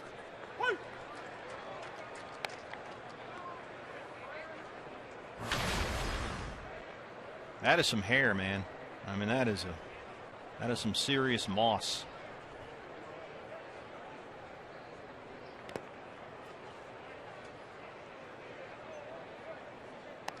Josh Colmenter exits. 4 runs all earned, 4 hits in 5, a walk and 2 strikeouts. And right now he's on the hook, but plenty of time for the Diamondbacks to pick him up. The 1-1. That one got out over the plate, but Inciarte got a bad read on it, and it drops in. Boy, did he ever get a bad read. You could hear somebody yelling in. Big strong hitter like Jason Worth takes a full swing, gets full extension, but cued that ball right off the end of the bat. Just hit a little floater out there in shallow left center. You can see Inciarte still didn't get any jump on that ball. Just got fooled by the swing. He knows it. Well, that's a location mistake that Randall doesn't want to make again, even though Worth is on base when he shouldn't have been. That's a dangerous area. Here's Wilson Ramos. Walked and scored his last time up. Came in on the Desmond homer. He's bounced to third. Prado throws him out. Worth advances 1 away.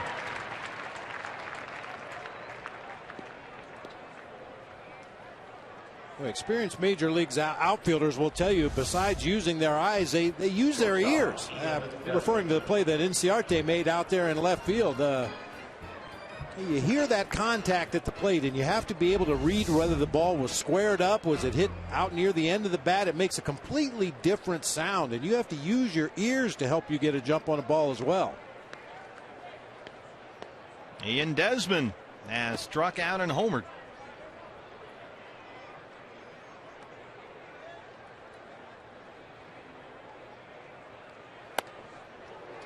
94. There's that added velocity. This was Desmond in his previous at bat back in the fourth.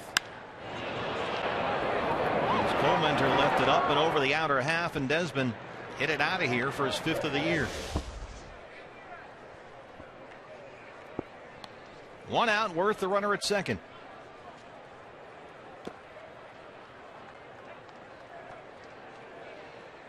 Mentioned that Ian Desmond has become one of the game's best power hitters at his position. In terms of home runs since 2012, he's been the man. Ahead of names like Hanley Ramirez, Troy Tulowitzki, Jimmy Rollins.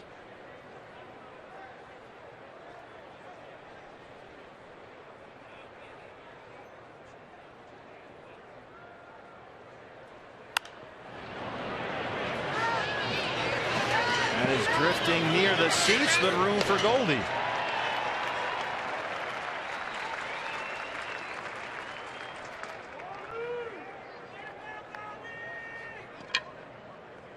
Second baseman, Danny Espinosa. 2 down, Danny Espinosa. The second baseman is 0 for 2.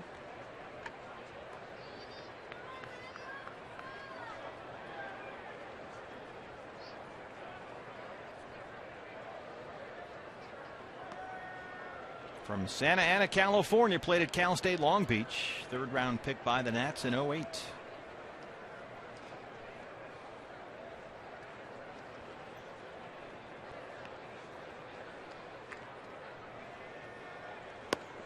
Look at that swing. The Nationals early this season were pleased with what they were seeing from Espinosa, who has always been a big free swinger like that. But this year he had shown that he could dial that down a bit, be a little more selective, let the ball get a little deeper, don't jump at pitches all the time. But this month he started to regress, and you've seen a lot more swings like that. When he's on, he can be a consistent line drive hitter. But when he swings like that, it leads to a lot of strikeouts. Yeah, you can get him. Garfield is the name of the company that makes him. 1 ball and 1 strike to Danny Espinosa. 2 outs, Jason Worth at second.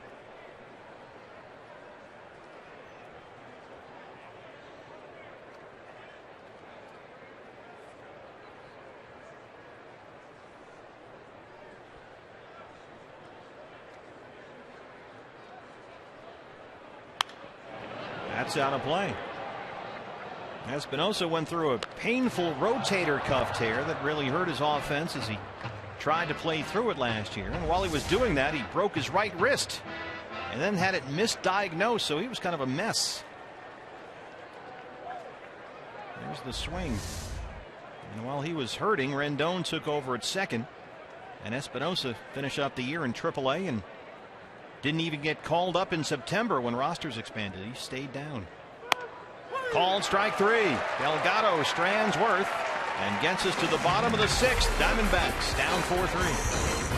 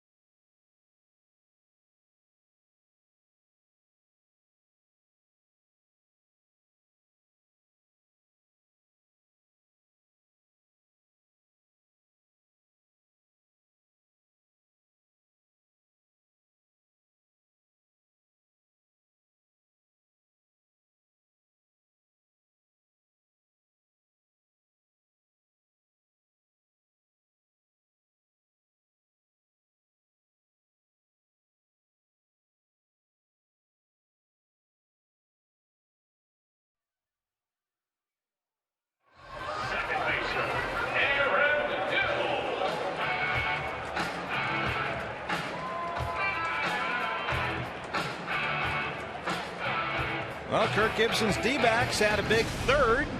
3 runs on 5 hits, and the line was moving, starting with a Cole-Mentor one-out double. Get on that merry-go-round. Martin Prado, after an awkward swing earlier in the at-bat, squares one up to the gap in right center. It seems like a good idea. Paul Goldschmidt goes out in the same area. And then Miggy takes a curveball back up the middle of the field to score Paul Goldschmidt. Good inning. Aaron Hill would follow with a single, and Aaron Hill shoots that one to the gap in right center. It gets to the wall. Here comes Aaron. He'll stop at second. That's his 11th double. Well, Zimmerman had retired 6 in a row, but Hill's aboard to lead off the 6th. And he's 3 for 3. A lot of pitches up and out over the plate for Jordan Zimmerman tonight, something you rarely see. He usually commands that fastball really well on the outside corner, but he's left enough of them up that the Diamondbacks have been able to take advantage tonight. Aaron Hill with that leadoff double in scoring position for Chris Owens. Zimmerman now at 75 pitches, 56 for strikes, so he is in and around the zone consistently as Owens pops the bunt attempt back foul. And Zimmerman might have a little more in the tank tonight than normal. His last start was a week ago, so he's had a full week's rest, and that start was cut short by a rain delay. 4 scoreless, 5 hits against the Dodgers. Prior to that, he was a winner at Houston, 6 1/3 scoreless against the Astros with 7 strikeouts. And he hasn't pitched in a week, and the last time he was out there, he got to throw only 4 innings because of rain.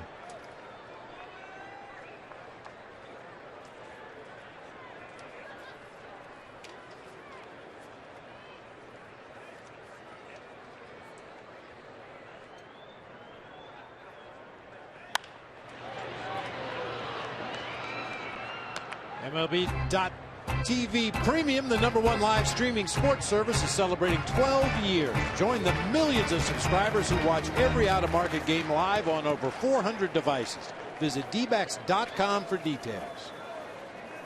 1 ball and 2 strikes on Chris Owens.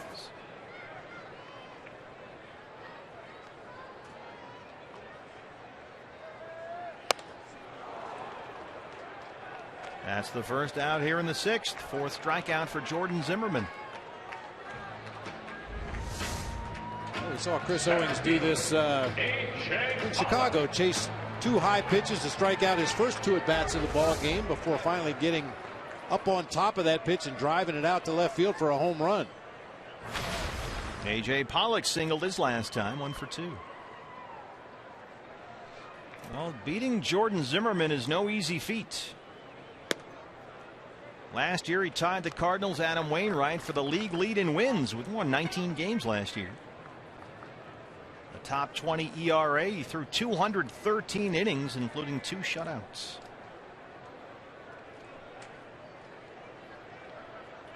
The 1-0.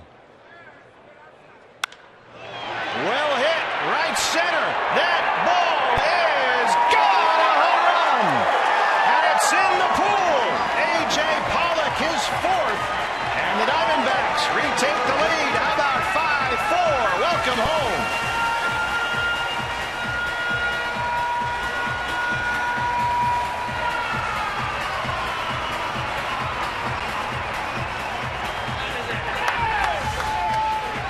A.J. Pollock starting to drive the ball with some authority into the gaps, and in this case way back to right field into the RampTrucks.com pool area. Well, he's now hitting 6 straight, getting much more aggressive on the bases and at the plate. There is line drive power in that bat, and his offensive upside is continuing to show itself.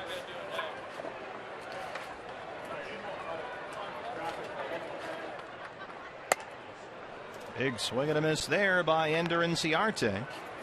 A.J. Pollock is 4th. This is a kid that started out this season 3 for 23, and he was striking out a bunch. Had some bad at bats, looked lost up there, and really dug himself a hole. But since then, he has hit just under 320. And so over the last month of games, he's been getting on base at a 370 clip. He's slugging over 550, and we've seen, Bob, there is line drive power in that bat. No doubt about it. Swinging with a lot more confidence. He's 3 for his last 3 with runners in scoring position. A double by Hill, a homer by Pollock, and it's 5-4. Pitcher spot is due up next. Alfredo Marte is in the on-deck circle. Here's the 2-2 to Inciarte. Well, that's not the first ball hit in the pool area here at Chase Field. You go back to 1998 on this date. Cubs first baseman then, Mark Grace, golfed the first splashdown home run in then Bank One Ballpark, now Chase Field history. So on the anniversary of the first ever pool shot, Pollock goes into the pool. Rendon, he's got a big arm at third, a nice backhand scoop by Tyler Moore. And they throw out Inciarte. And now Marte will hit for the pitcher. So we'll see only 1 inning from Randall Delgado, and Evan Marshall has looked so good so far in his 2 relief outings. Is warming up. And Randall's in line for the win.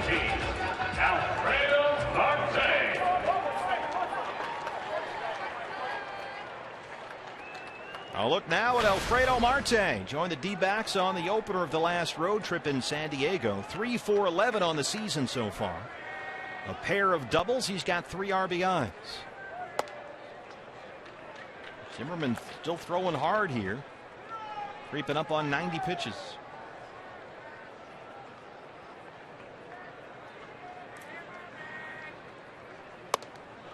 He's got to stop swinging like that. Especially pitches out of the zone. You know, an aggressive swing, if you keep your eye on the ball in the strike zone, go ahead and let it fly. But chasing a lot of bad pitches with that big swing, that's a tough combination. Because when you start swinging like that, they just start throwing you sliders, and it's good night, Irene.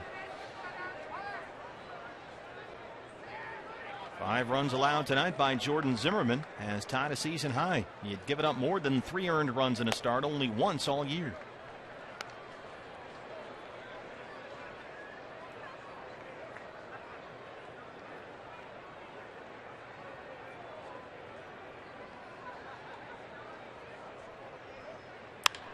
Marte smashes one to left. And it rolls to the wall. And Marte is in at second. Alfredo Marte. When he makes contact, it goes.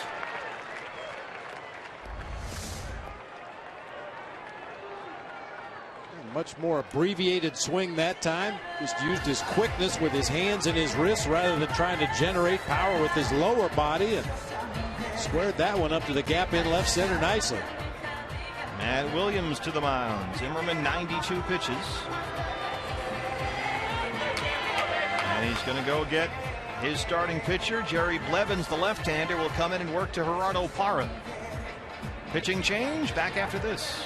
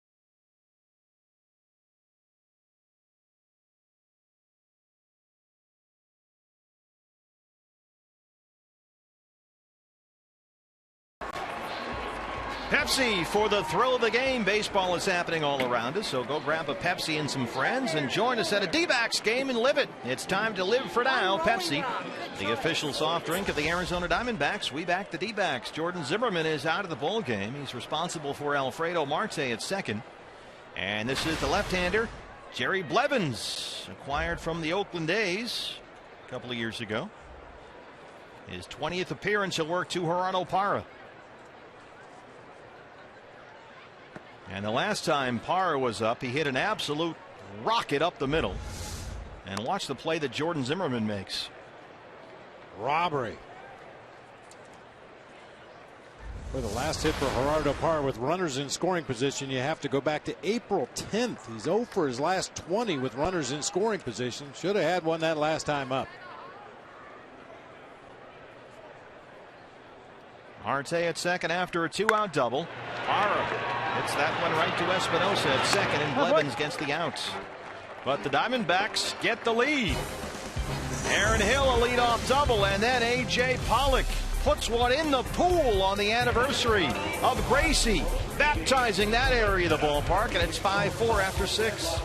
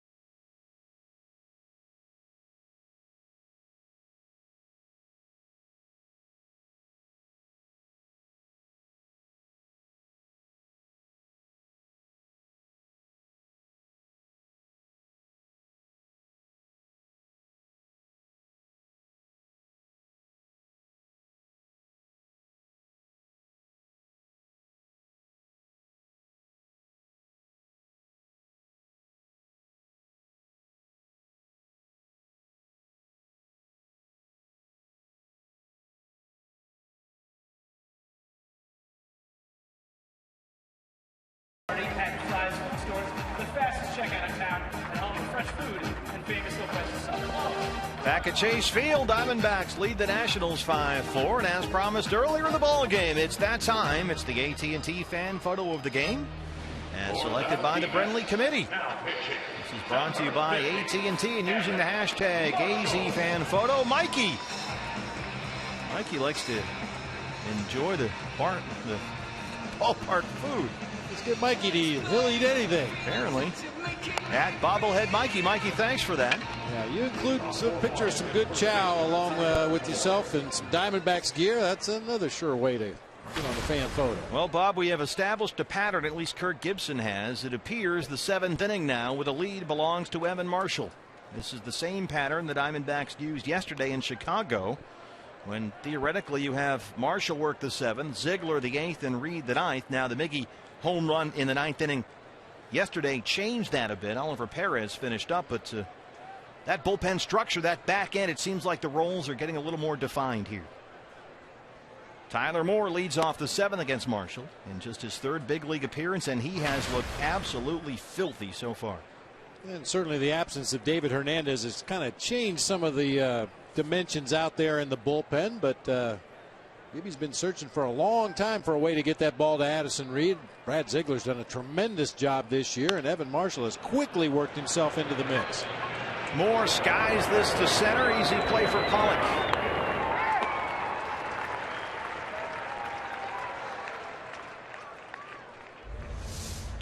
Left fielder Nate McLeod.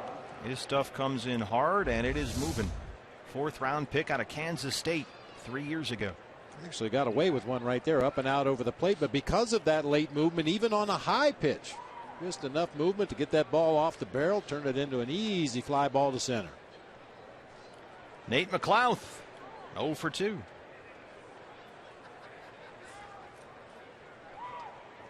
Marshall came in and worked the 7th yesterday against the White Sox in Chicago.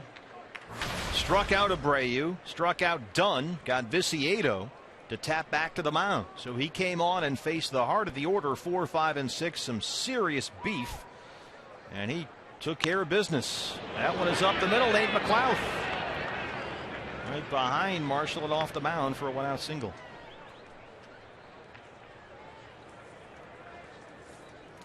And now with the pitcher spot 2 up, Zach Walters will pinch hit. Number 4, Zach Walters. Zach Walters, a switch hitter, originally drafted by the D-backs in the 9th round back in 2010 out of the University of San Diego. D-backs sent him to Washington at the trade deadline 3 years ago for Jason Marquis. Mike Harkey to the mound. Very few at bats for Walters so far this season for the Nationals, coming off the bench as a switch hitter. He's been much better as a right-handed hitter. He's 0 for 6 as a lefty off the bench, 2 for 6 with 2 homers as a right-handed hitter. So this is exactly where you want it. Well, you do have to be careful here. This kid played all of last year at AAA Syracuse and hit 29 homers, so he's got some pop in there. 9th round pick by the D-backs, and now here he is batting at Chase Field against them.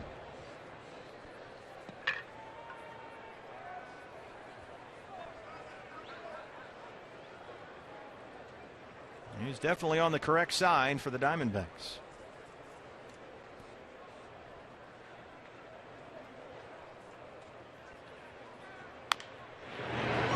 That's on a play.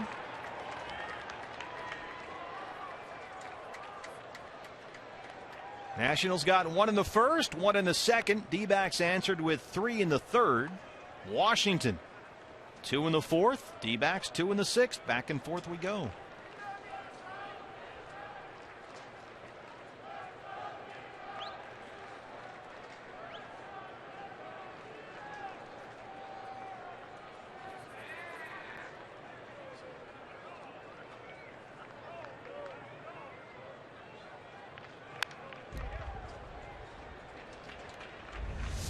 Paul Goldschmidt fields that foul ball, looks up into the stands, says, hey, wait a minute. This kid's got my jersey on.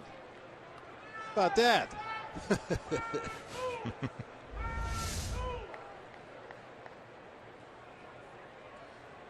why it pays to bring your glove to the ballpark. I mean, Goldie just fired that up there overhand like he was throwing the ball around the horn because that young man brought his glove. 0-2 on Zach Walters, hitting for the pitcher.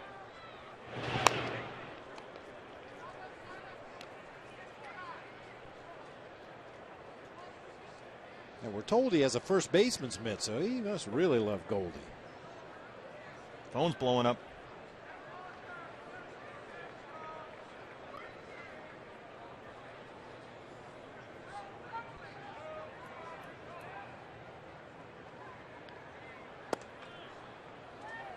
Marshall misses away, a ball and 2 strikes.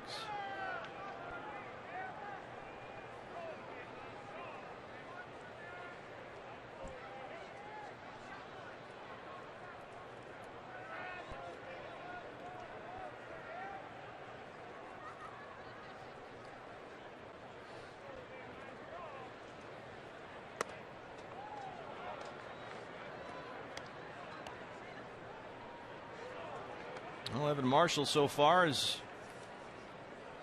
allowed only 1 major league base runner. That was Nate McLouth, who got the first hit that Marshall gave up in the big leagues. He'd retired every batter he'd faced in Milwaukee, Chicago, and now Arizona.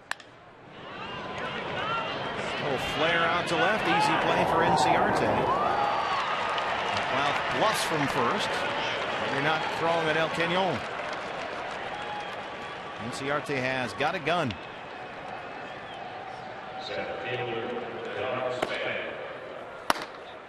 Former closer Drew Storen is up. Aaron Barrett as well. Here's Denard Span, 1 for 3, tripled and scored in the first.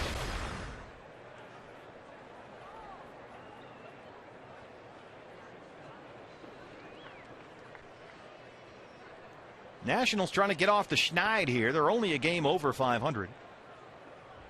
And they come in having been swept in Oakland. They lost games 8-0 and 9-1. So things have been a little tough for the Nats these days. It's been a difficult road trip. Montero wants to talk it over.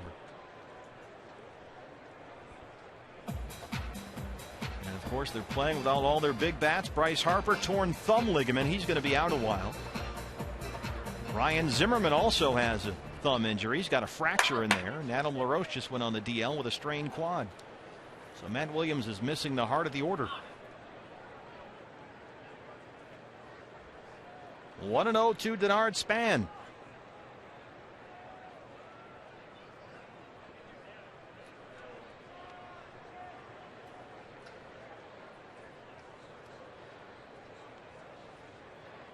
First time we've seen Marshall work with a base runner.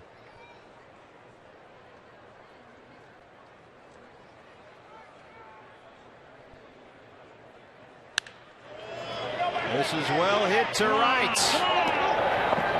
And one hops the wall. Diamondbacks catch a break as McLeod will have to turn around and go back to third. It's another well hit ball to right center field. And Span, who tripled out there earlier in the ball game, settles for a double, second and third now with 2 outs. Very fortunate that ball bounced out for the Diamondbacks with McLeod's speed on at first base and 2 outs in the inning. He was off on contact and would have scored easily had that ball stayed in play, but it bounces up into the pool area. At the plate, third baseman Anthony Rendon. And Marshall catches a huge break. McLeod at third, Span at second, 2 outs for Anthony Rendon. Rendon, a sac fly in the first, a single in the third. McLeod the tying run at third, Span the go-ahead run at second.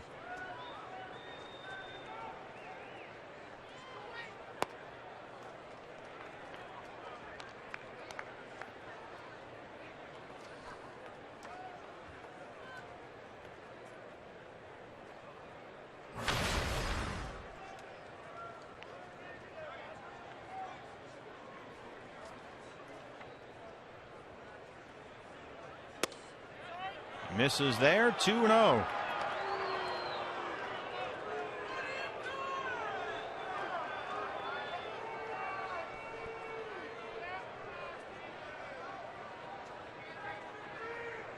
Tying run, go ahead run.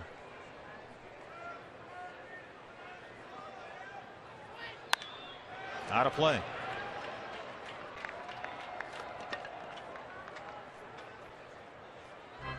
This is the biggest spot in which we've seen this young man pitch this year. Perhaps got away with another high sinker right there. Boy, if you're Matt Williams, you hate to see a tardy swing on a 2-0 count.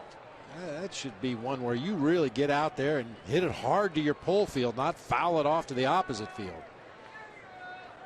Rendon has been slumping a bit, under 190 since the end of April. Take strike 2.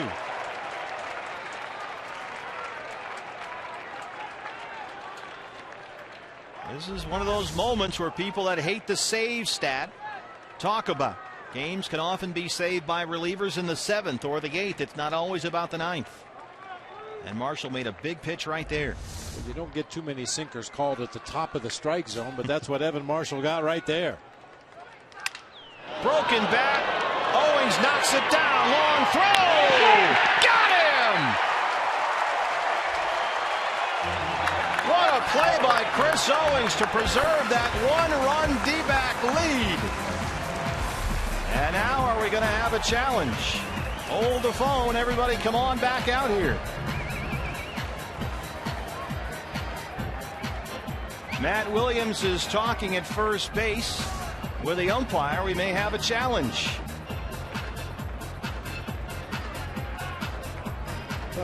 tell definitively from that angle, but it certainly looked like the ball was in Goldie's glove. And the Nationals will not challenge the play. Stretch time at Chase. D-backs lead it by 4. Joe Borowski joins us next. So get on your feet and join D-backs and Bobby Freeman at the Valley Holiday.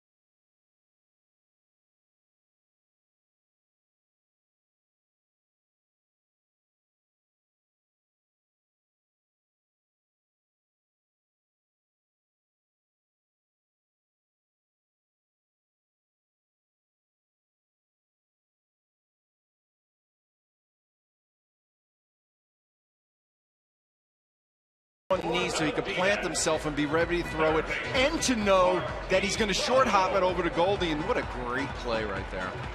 Well, when you got a big arm like Chris Owings does, you get that true hop off the infield grabs. You know, some guys that maybe throw from the sidearm angle or don't get quite as much on the throw, the ball takes an awkward hop, but Chris Owings got right on top of that one, got a nice pure skip right to Goldie. This is our first chance, Joe, to talk to you. The kids are doing all right here, Chase Anderson and Marshall. It's outstanding when guys can come up and help contribute and get thrown right into the fire. That's what you want, especially when it's your first time in a big league. You don't want to be sitting around waiting for when am I going to finally get in the game. Throw them in there and just let them get right into the action. Well, Aaron Barrett has been thrown in there. He's the new pitcher for the Nationals, a rookie, University of Mississippi alum. 9th round pick in 2010. On for the 16th time, and check out the numbers: a .69 ERA, 17 strikeouts in 13 innings. As Prado leads off the 7th, Prado, Goldie, Miggy, 2, 3, and 4. And what do you think, Joe, about some of the structure here in the bullpen now? It looks like Kirk Gibson likes a Marshall 7th, Ziegler 8th, Reed 9th. And the thing all comes down to, Steve, is that now with the starters having established going deeper in games now you can set guys up for traditional roles. Earlier in the year, Gibby was just struggling to find guys to bridge him from the 3rd, 4th, 5th inning to get to the 7th. Now, with starters going deeper, just kind of set your bullpen up nice. Guys know when they're going to get in games. They can prepare themselves for who's coming up, who they might eventually see. It just makes for a better transition completely with the entire pitching staff. And right on cue, as we just saw in the Sanderson Ford bullpen, Ziegler is out there. Perhaps he will get the 8th. Give us a little bit of a scouting report on, well, let's start with Marshall since we just saw him, and then we'll get to Chase Anderson. Evan Marshall, from what you've seen. You got to like, he's got a little bit of a funky delivery, got a good sink on his fastball, not afraid to throw the ball over the strike zone, and that's what you like. Somebody who's got that kind of sink. Don't try to nibble on corners. Go after him in the bottom half of the strike zone and get a ton of ground balls. You got to like what you're seeing from him. And obviously, he's not afraid to be pitching in those type of situations. Martin Prado tomahawks that one into shallow center for a leadoff single. That's Prado's 2nd hit tonight, so he's got 2 hits in each of the last 3 games. First baseman, Joey, you were talking about the turnaround of the Diamondback starters getting deeper into the ballgame. Look at the difference between the first 17 games of this season and the last 23. The ERA cut nearly in half. The innings per start up a full inning. look at the difference in strikeouts. Same number of walks, but a lot more strikeouts. Careful with that and one. same number of home runs allowed. What a difference that makes. Just in everything. Sure, and it's a cumulative effect. When you're stretching out your bullpen constantly, game after game after game, and then you're giving up a lot of runs, now it's putting a lot more pressure on your offense. They're thinking that they have to go out there and score 8-9 runs an inning. Now they're pressing. They're getting out of their game plan. But when the starters, it all starts with pitching. And no matter what you say, it's all pitching, pitching, pitching. And that's what sets the rest of your team up, and they've done a great job of that late. The 0-1 to Goldie. Oof. Now, you had to love what you saw from this young man yesterday. Oh, absolutely. And the thing is, that changeup was absolutely devastating. And for me, one of the best pitches in baseball is a changeup because it's so hard to pick up arm speed. When you have the same arm speed on your fastball and changeup, it's so difficult to pick up the change in velocity. And when he was throwing 3 pitches for strikes, that right there is the formula for success.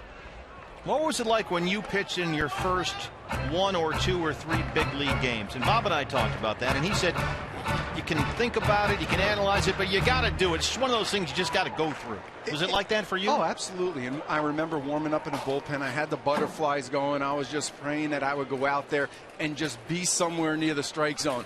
And it's funny thing is, as soon as you step on the mound, all those thoughts go out of your mind, and you just go right into what you've done your entire life. And from that point on, it was fine. But I understand a lot of times you can overthink stuff, and if you let it enter your mind, it can really distract you from the job you're trying to do.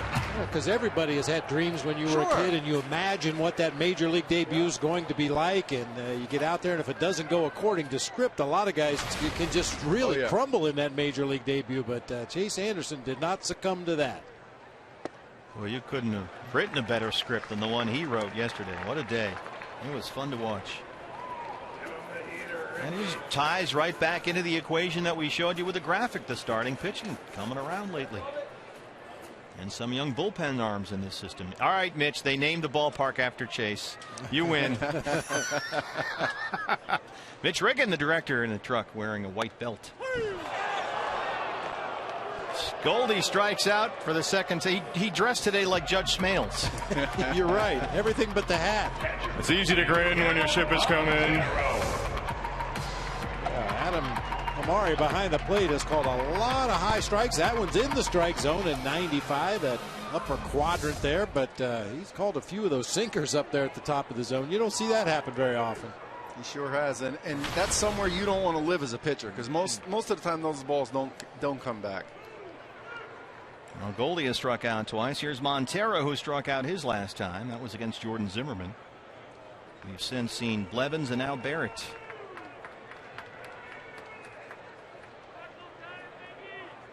How do you pitch to Miggy right now? It's tough. You got to really change up, stay out of patterns. You got to work the ball in and out. Throw some off speed, but you got to follow it up with fastballs. You really have to work to set him up because he's seeing the ball so well. He's staying back. He's driving the ball the other way. First 9 games, Miguel Montero was under 190. Since then, he's hit 320.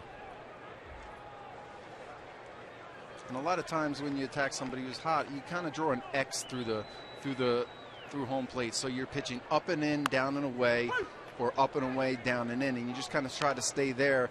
Don't try to repeat too many spots too often, because when you're hitting like he is, you're just locked in, and if you get a mistake out where he's looking, he's really going to hurt you. So are you picturing an X on the plate? Yeah, some guys have little visual tricks they play on themselves. You know, you have the strike zone up there when you want, and you just put an X between there, and you want to go up underneath the hands, or you want to get down and away, and vice versa the other way. That way you keep yourself out of patterns. 2 balls and a strike. Greg Maddux used to talk about putting X's on both corners. Get the sinker going one direction and get the cutter going the other direction, and put X's on both corners with those pitches going different directions. Of course, he was in a category of his own. But the whole thing is, as pitchers, you're trying to change. He might be hurt here. Steve McCaddy, Matt Williams, and the training staff coming out there to check on Barrett. That last pitch, it kind of got away from him a bit. He looked like he was overthrowing, and he might have strained something. Looks like a knee, maybe. Having at that right knee. Let's take a look at the last delivery here, Joe. What do you see? Nothing too much. Maybe a little buckle at the end there, but going to push off, he might have. Yeah, look, see, he's limping around back there. Might have got a little pop in there. Because it doesn't look like there was anything deliberate at all. They're going to let him throw a pitch or two. And as Bob has pointed out, the smart thing here would be to throw it over the backstop, like Mike Krukow. And then say, I'm ready. Well, so far, Aaron Barrett has worked hitless relief in 10 of his 15 appearances. Prado led off the inning with a base hit for the D-backs. He's aboard at first with 1 out. And a 2-1 count on Miguel Montero as they look at Aaron Barrett's knee. He's good to go. Yeah, he threw one warm-up pitch and said, I'm good. Thumbs up. Matt Williams said, give me one more. Let me just see you do it again. How much changes, Bob, when you're Matty and you're out there and you're actually the guy making the decisions? Well, it changes considerably. I mean, it's very easy. They say that managing gets easier the further away from the field you are. It's easy up here in the press box or in the stands, but when you're actually the guy that is going to make the determination whether to pull the plug on a pitcher or try to extend him for one more hitter, or which pinch hitter do you choose in a certain situation, that's a heavy responsibility. But Matty, like every other manager in the major leagues, I'm sure has done his homework. He knows the matchups that he wants to get, knows the matchups he wants to avoid. Drop to second, Espinosa to get the force on Prado, and they roll the double play to get out of the inning. Joe, thanks. We'll see you on Diamondbacks Live after the ball game. Looking forward to it, guys.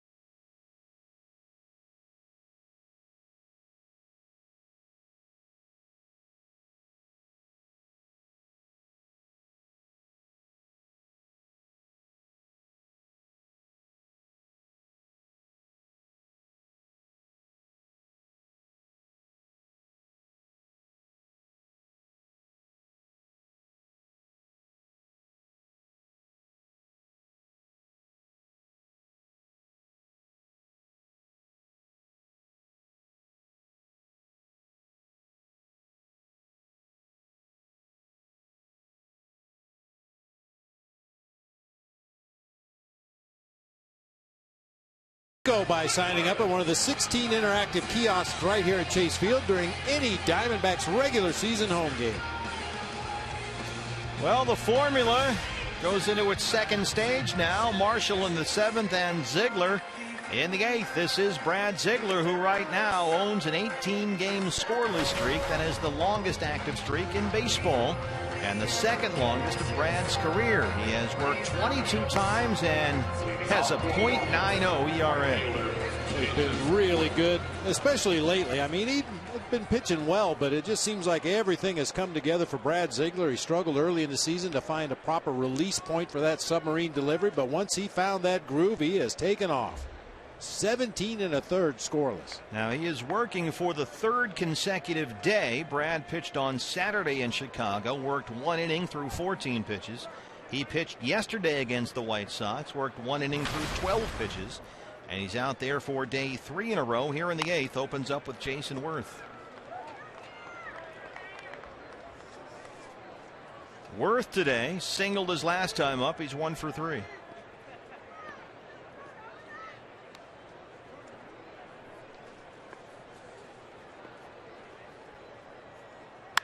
Get out of here. Hard hit. A diving Aaron Hill. Got him. How about this D-back defense?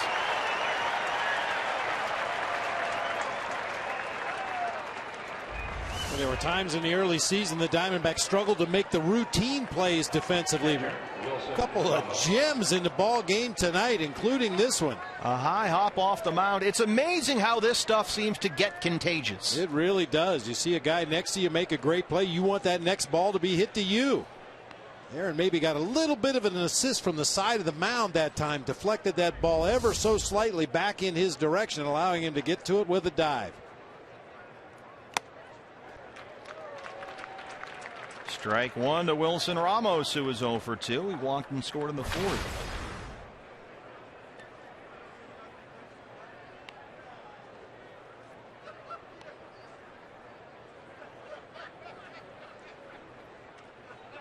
Well, we've seen balls hit up the middle already, and we're at game 41 on the year that they kick off the mound, off the rubber, off the second base bag, and they take some wild carom. Sometimes it goes with you, sometimes it goes against you.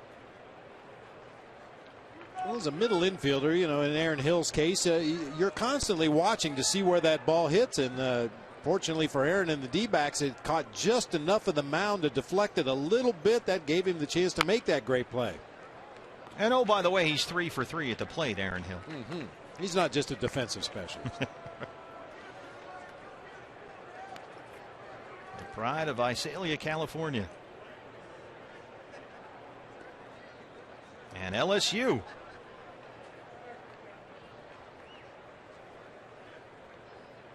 One and two to Wilson Ramos. Big swing and a miss. He fanned at that one 73 miles an hour from Ziegler. And it's 2 up and 2 down. Shortstop, Ian Desmond. That ain't fair.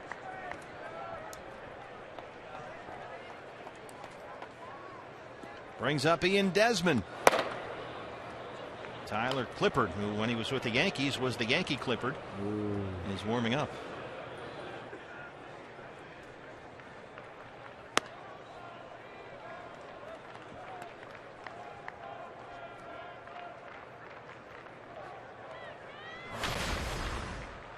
One and 0 to Desmond, a homer in the fourth.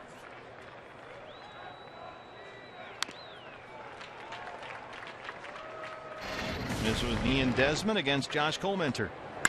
Well, we've been singing his praises as an offensive player, and sure enough, he hits a line drive home run about 2 rows up out there over the left field wall.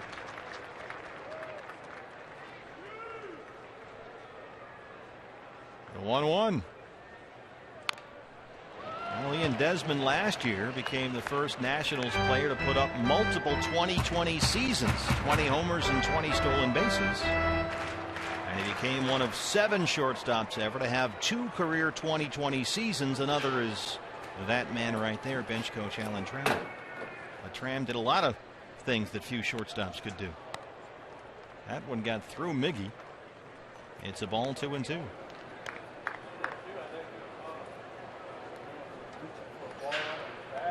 Alan Trammell, I'm sure if he had the time, would like to wish his old double play partner Lou Whitaker a happy birthday, born in 1957. Sweet Lou. Same pitch he got Ramos on. He K's Desmond. A ground ball and 2 strikeouts for Ziegler. And we'll go to the home half. It's a 5-4 D-backs lead.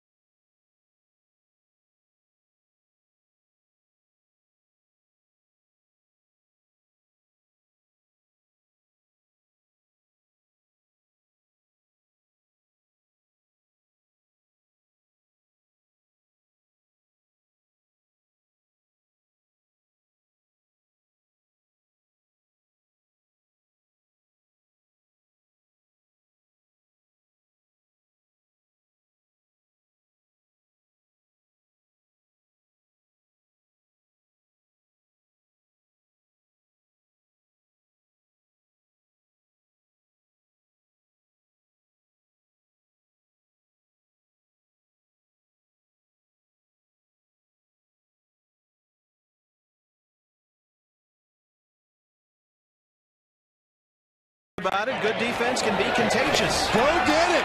A.J. Pollock with a nice running catch on the warning track in right center. One of the nicer plays we've seen this year from Chris Owings. Keeping a couple of runs off the board, and then Aaron Hill flashing some leather up the middle of the field. They are our APS Energy All-Stars. They were the best defensive team in the major leagues last year, and the Diamondback defense tonight has played a huge role in what right now is the D-backs lead as we start the home half of the 8th against Tyler Clippard. This guy made his major league debut back in June of 2009. Since then, he's got more relief appearances than anyone in baseball, 461. And he's on for the 19th time this year. He's a very good pitcher at 2.35 ERA. It's a good Washington bullpen. Aaron Hill, 3 hits so far, including a double his last time up. Clippard starts him with that Bugs Bunny changeup. He's got a real good straight change with tremendous arm speed of his own. Remember the old Bugs Bunny cartoons where he'd throw the slow ball and 3 guys would be lined up all behind another. Strike 1, strike 2, strike 3. Never got there. Popped him up third base side. Rendon. They retire Hill for the first time tonight. Hey fans, hurry and vote for Arizona's Superfan. Log on to foxsportsarizona.com/superfan. Vote for the true superfan of Arizona sports. The winner gets a sports lover's dream prize package. Voting ends on Wednesday. foxsportsarizona.com/superfan. So Aaron Hill, who was in that defensive highlight reel we just showed you, pops up, and here's another guy, Chris Owings, followed by A.J. Pollock. Our 3 defensive stars tonight, batting here in the 8th against Clippard. CO tonight 0 for 3. Coming off the off day yesterday in Chicago. 2 for 4 with a couple of doubles Saturday in the win over the White Sox. Clippard has a little kind of Juan Marichal deal there. It's not nearly as pronounced as Addison Reed warms up with the Sanderson Ford bullpen. But he kind of does that thing where you lean back. A little Rick Sutcliffe, I guess, is probably a better comp. With the ball and then the lean back. He just lets it go. That's what pitching coaches call a high front side. Really throws that left elbow and the left glove hand up high as he's delivering that ball. All trying to add to the deception.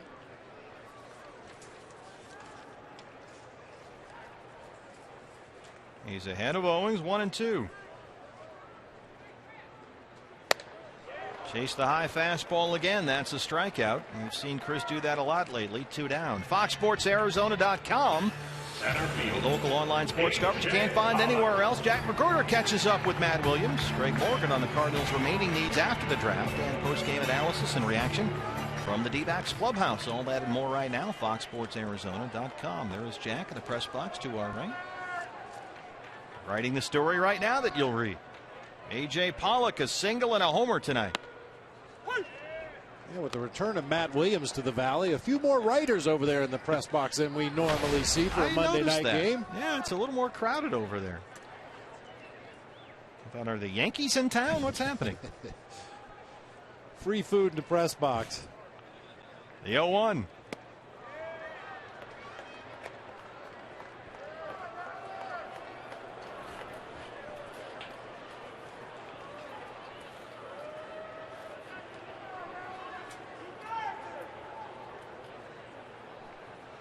AJ's hitting 6 straight. He's off there. A ball and 2 strikes.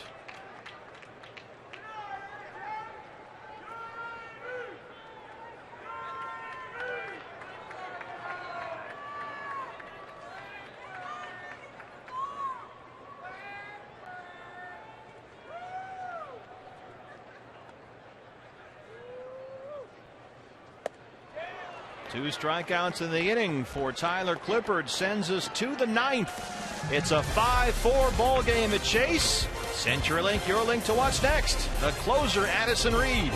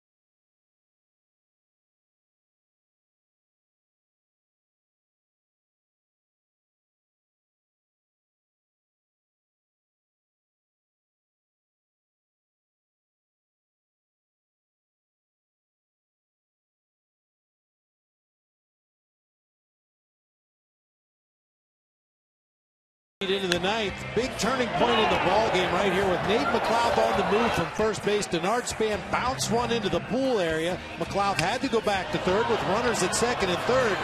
Chris Owens with maybe the play of the season so far under the circumstances. Able to get that big out at first base and keep the Nats off the board. And Addison Reed will now take over and try to close it out for the Diamondbacks. The D-backs closer is on. He has given up runs in 5 of his last 8 appearances, including his last 2. But over that 8-game span, he has got a win, a loss, and 6 saves. So he always finds a way to make it interesting, more interesting than D-backs fans would like, because you like to enjoy a nice, easy 1-2-3 ninth. But he's been getting the job done. And he's got 11 saves on the year.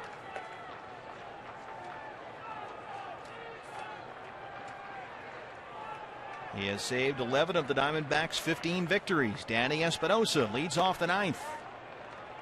Espinosa 0 for 3. He struck out his last time.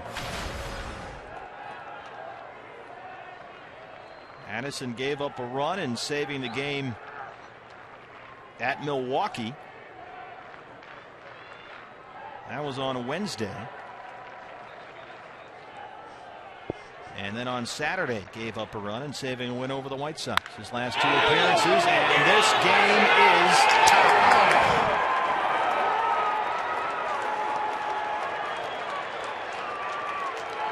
Well, he's given up a run in 3 straight games, and it's 5-5. And Espinosa didn't miss that one.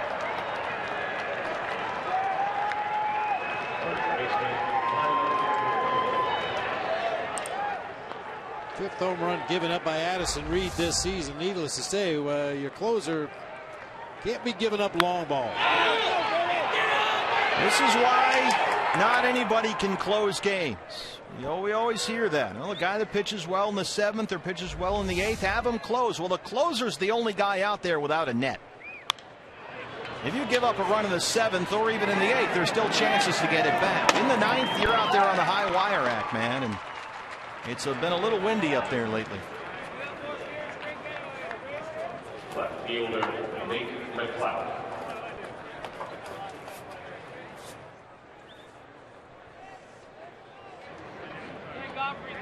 Tyler Moore flies out. Here's Nate McLeod. He singled his last time up, 1 for 3.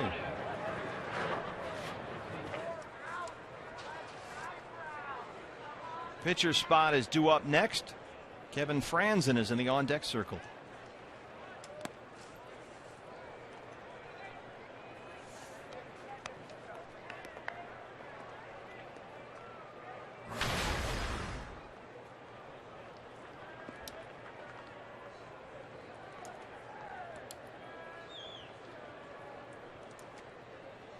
Well, it's just been that kind of ball game, back and forth.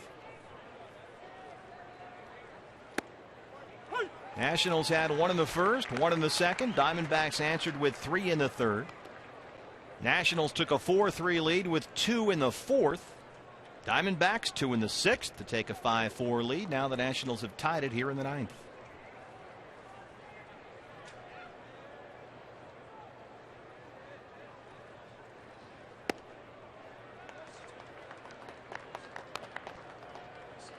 Two balls and a strike.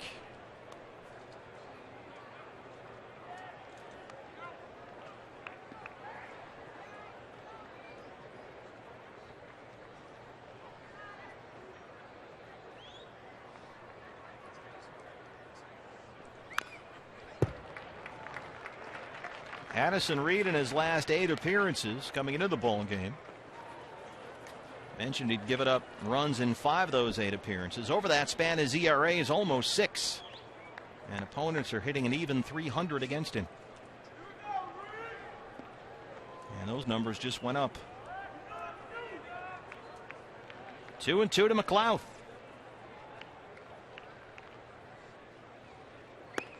Called strike 3.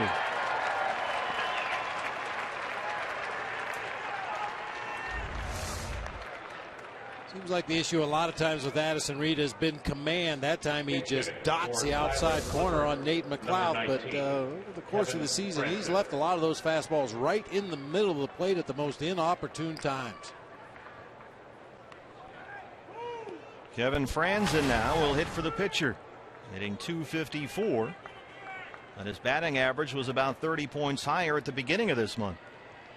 He's been getting a lot more playing time with all the injuries the Nationals are going through. And as a result, he's struggling a bit. He is 4 for 21 in May. He's been Matt Williams' most used pinch hitter this year, 3 for 13 off the bench for the Nationals.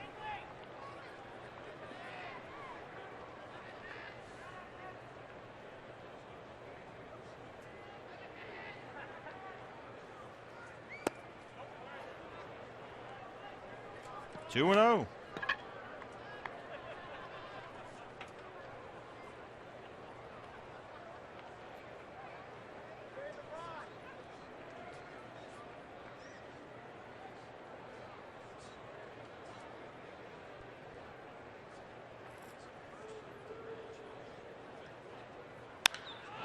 That ball is well hit high and deep. Will it stay in the yard? It is gone.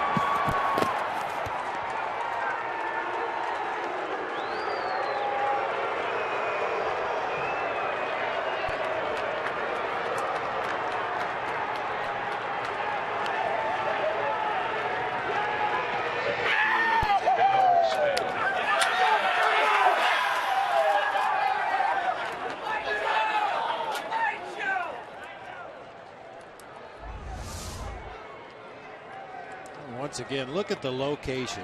Middle of the plate, middle of the thighs.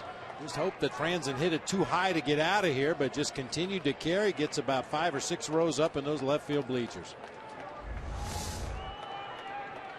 Espinosa homer to tie it to open the 9th. And then Franzen a pinch hit homer with 2 outs to take the lead, and it's 6-5. Here's Denard Span. He has tripled and doubled tonight, 2 for 4.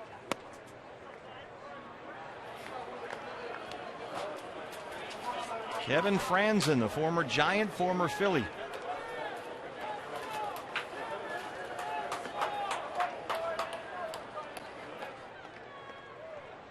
D-backs in the 9th. Bottom of the order. Inciarte, pitcher spot, Parra, 8, 9, and 1. 2-0 to Span.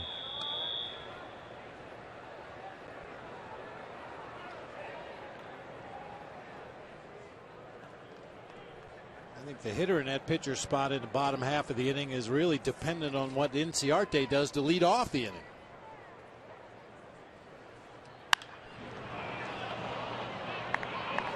Chavez available off the bench for the Diamondbacks. Obviously the best power they have off the bench from the left side of the plate. They also have Cliff Pennington, Cody Ross, and Tuffy Gosewish available. Kirk Gibson looking at that list right now, it looks like.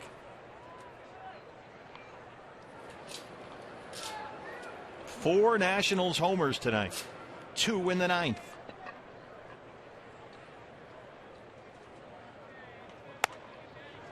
Two and 2. Now this is the time of the game you do a lot of if this then that.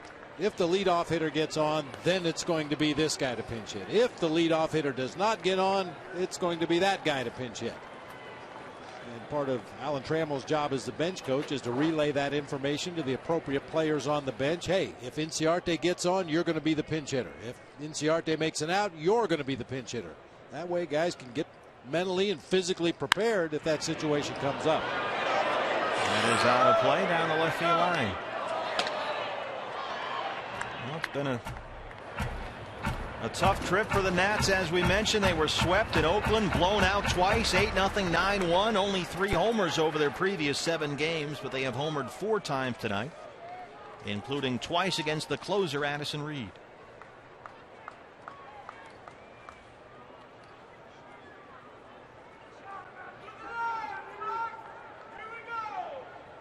And on a night when they're without Zimmerman, without LaRoche, without Harper, they hit 4 homers. Hard to right. That's in front of Parra. 2-out single for Span, his 3rd hit. We should have been forewarned a little bit while the Nationals have struggled to score early, especially in that first inning when they've suffered an 18-run deficit. 7th, 8th, and 9th inning, they scored some runs. They've outscored the opposition 67-36 coming into play tonight from the 7th inning on. Mike Harkey gathering some of the D-backs out there to try and stop the bleeding as Anthony Rendon comes up.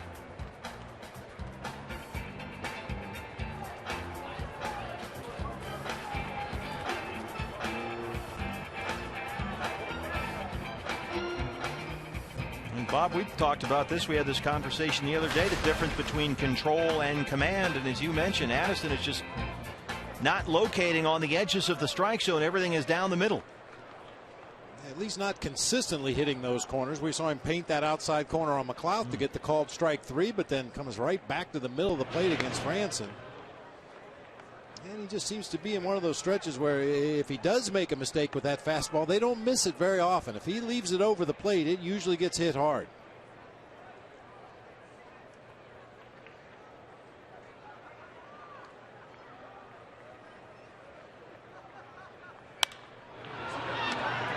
In the air to shallow right center. A.J. Pollock drifting over near right has it, and that's the inning. But 3 hits in the ninth by the Nationals, 2 of them homers. They take a 6-5 lead. Bottom 9 coming up.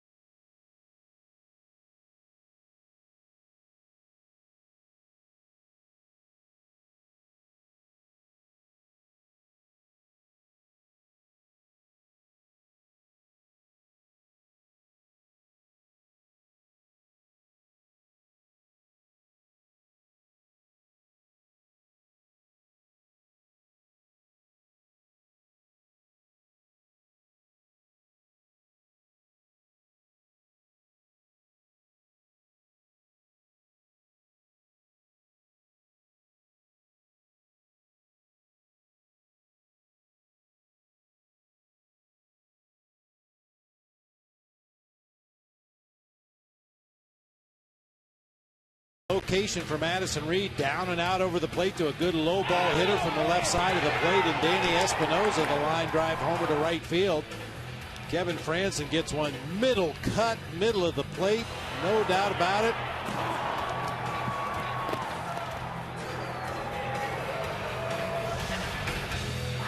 Oh, we're in the bottom of the ninth, and now the Nationals have their closer out there, Rafael Soriano, who had entered Saturday's game at Oakland with a 25-inning scoreless streak. He had converted 19 straight saves dating back to last year, but let that one get away as Oakland came back and beat Soriano and the Nationals 4-3-10. So there was the precedent there in his last time out, and he's out here in the ninth with a 1-run lead. Ender Inciarte will lead it off. Eric Chavez is in the on-deck circle with a pitcher spot due up next. Inciarte 0 for 3. That one is into left, and it gets down for a base hit. Inciarte with good speeds aboard to start the ninth.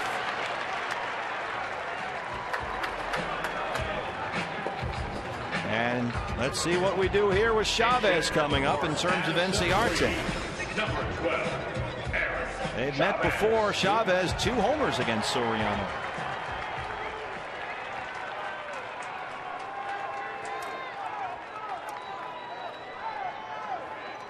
No chance of a bunt. I think if Kirk Gibson were going to bunt, we'd see Cliff Pennington taking this at bat. Eric Chavez up there to do one thing. Get a cookie and try to hit it in the seats. Chavez 1 for 12 as a pinch hitter this year. He's at 271 on the year. He had a busy road trip, played in 7 of the 9 games, including 3 starts. Little roller to second. They get the force on Inciarte, and they turn the double play as Desmond does a spectacular job of turning that one, hovering over Inciarte right over the second base bag. Look at this turn by the Nationals shortstop. A really nice turn on a slowly hit ball. Very tough to turn that double play from the right side of the infield, but Espinosa got his body into a good position quickly to make that throw on to Desmond, and Desmond with the strong throw on to first to complete the double play. 2 outs for Gerardo Parra, who's 0 for 4. Parra has hit in 9 straight, hitless tonight.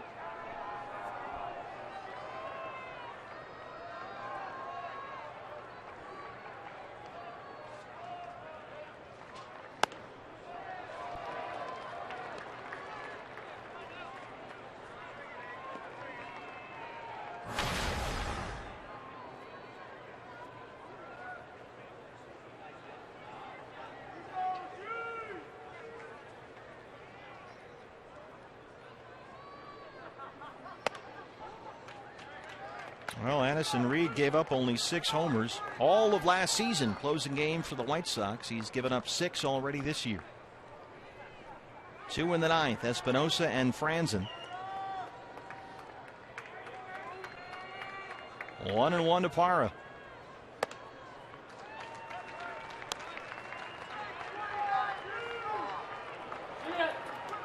Diamondbacks live with Todd and Joe right after the ball game. A lot to talk about here.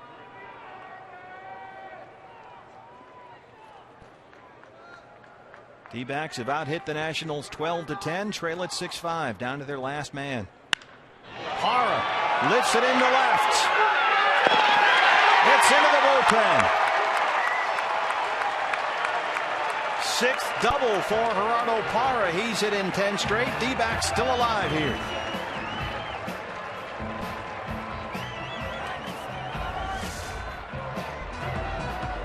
Consistently working Gerardo away, and up, and that time he just stayed on it, drove it down into that left field corner. McLaughlin ran out of room. Ball bounces up and over into the bullpen. Martin Prado. Prado has had 2 hits in each of his last 3 games. 2 for 4 tonight. He has singled, doubled, scored a run. He's got an RBI.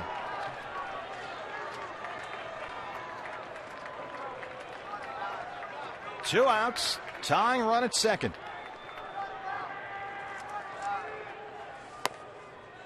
Strike 1, says Adam Homari.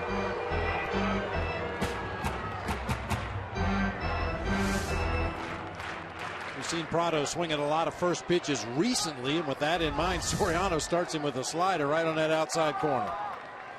Up 2. Elevates again. Prado fouls it away. He's down to his last strike. Rally cap.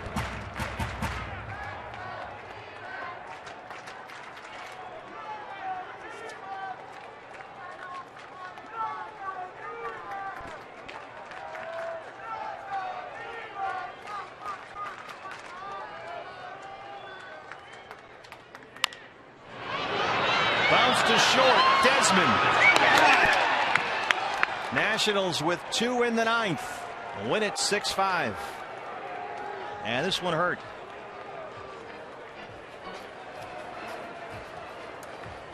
It sure did. Solid outing by the bullpen until that 9th inning when Addison Reed came in. Just couldn't locate that fastball. A couple of solo homers to give the Nats a lead. And the 2-out double gave the Diamondbacks some reason for hope there in the 9th, but Martin Prado with that meat grounder to short ends it. That's a tough one to take right there. So the D-backs drop to 15-26 on the year. Their win streak ends at 2. The Nationals take the series opener. And we'll see you tomorrow here from Chase Field on Fox Sports Arizona for the second game of the series. And it should be a good one. Steven Strasburg against Bronson Arroyo.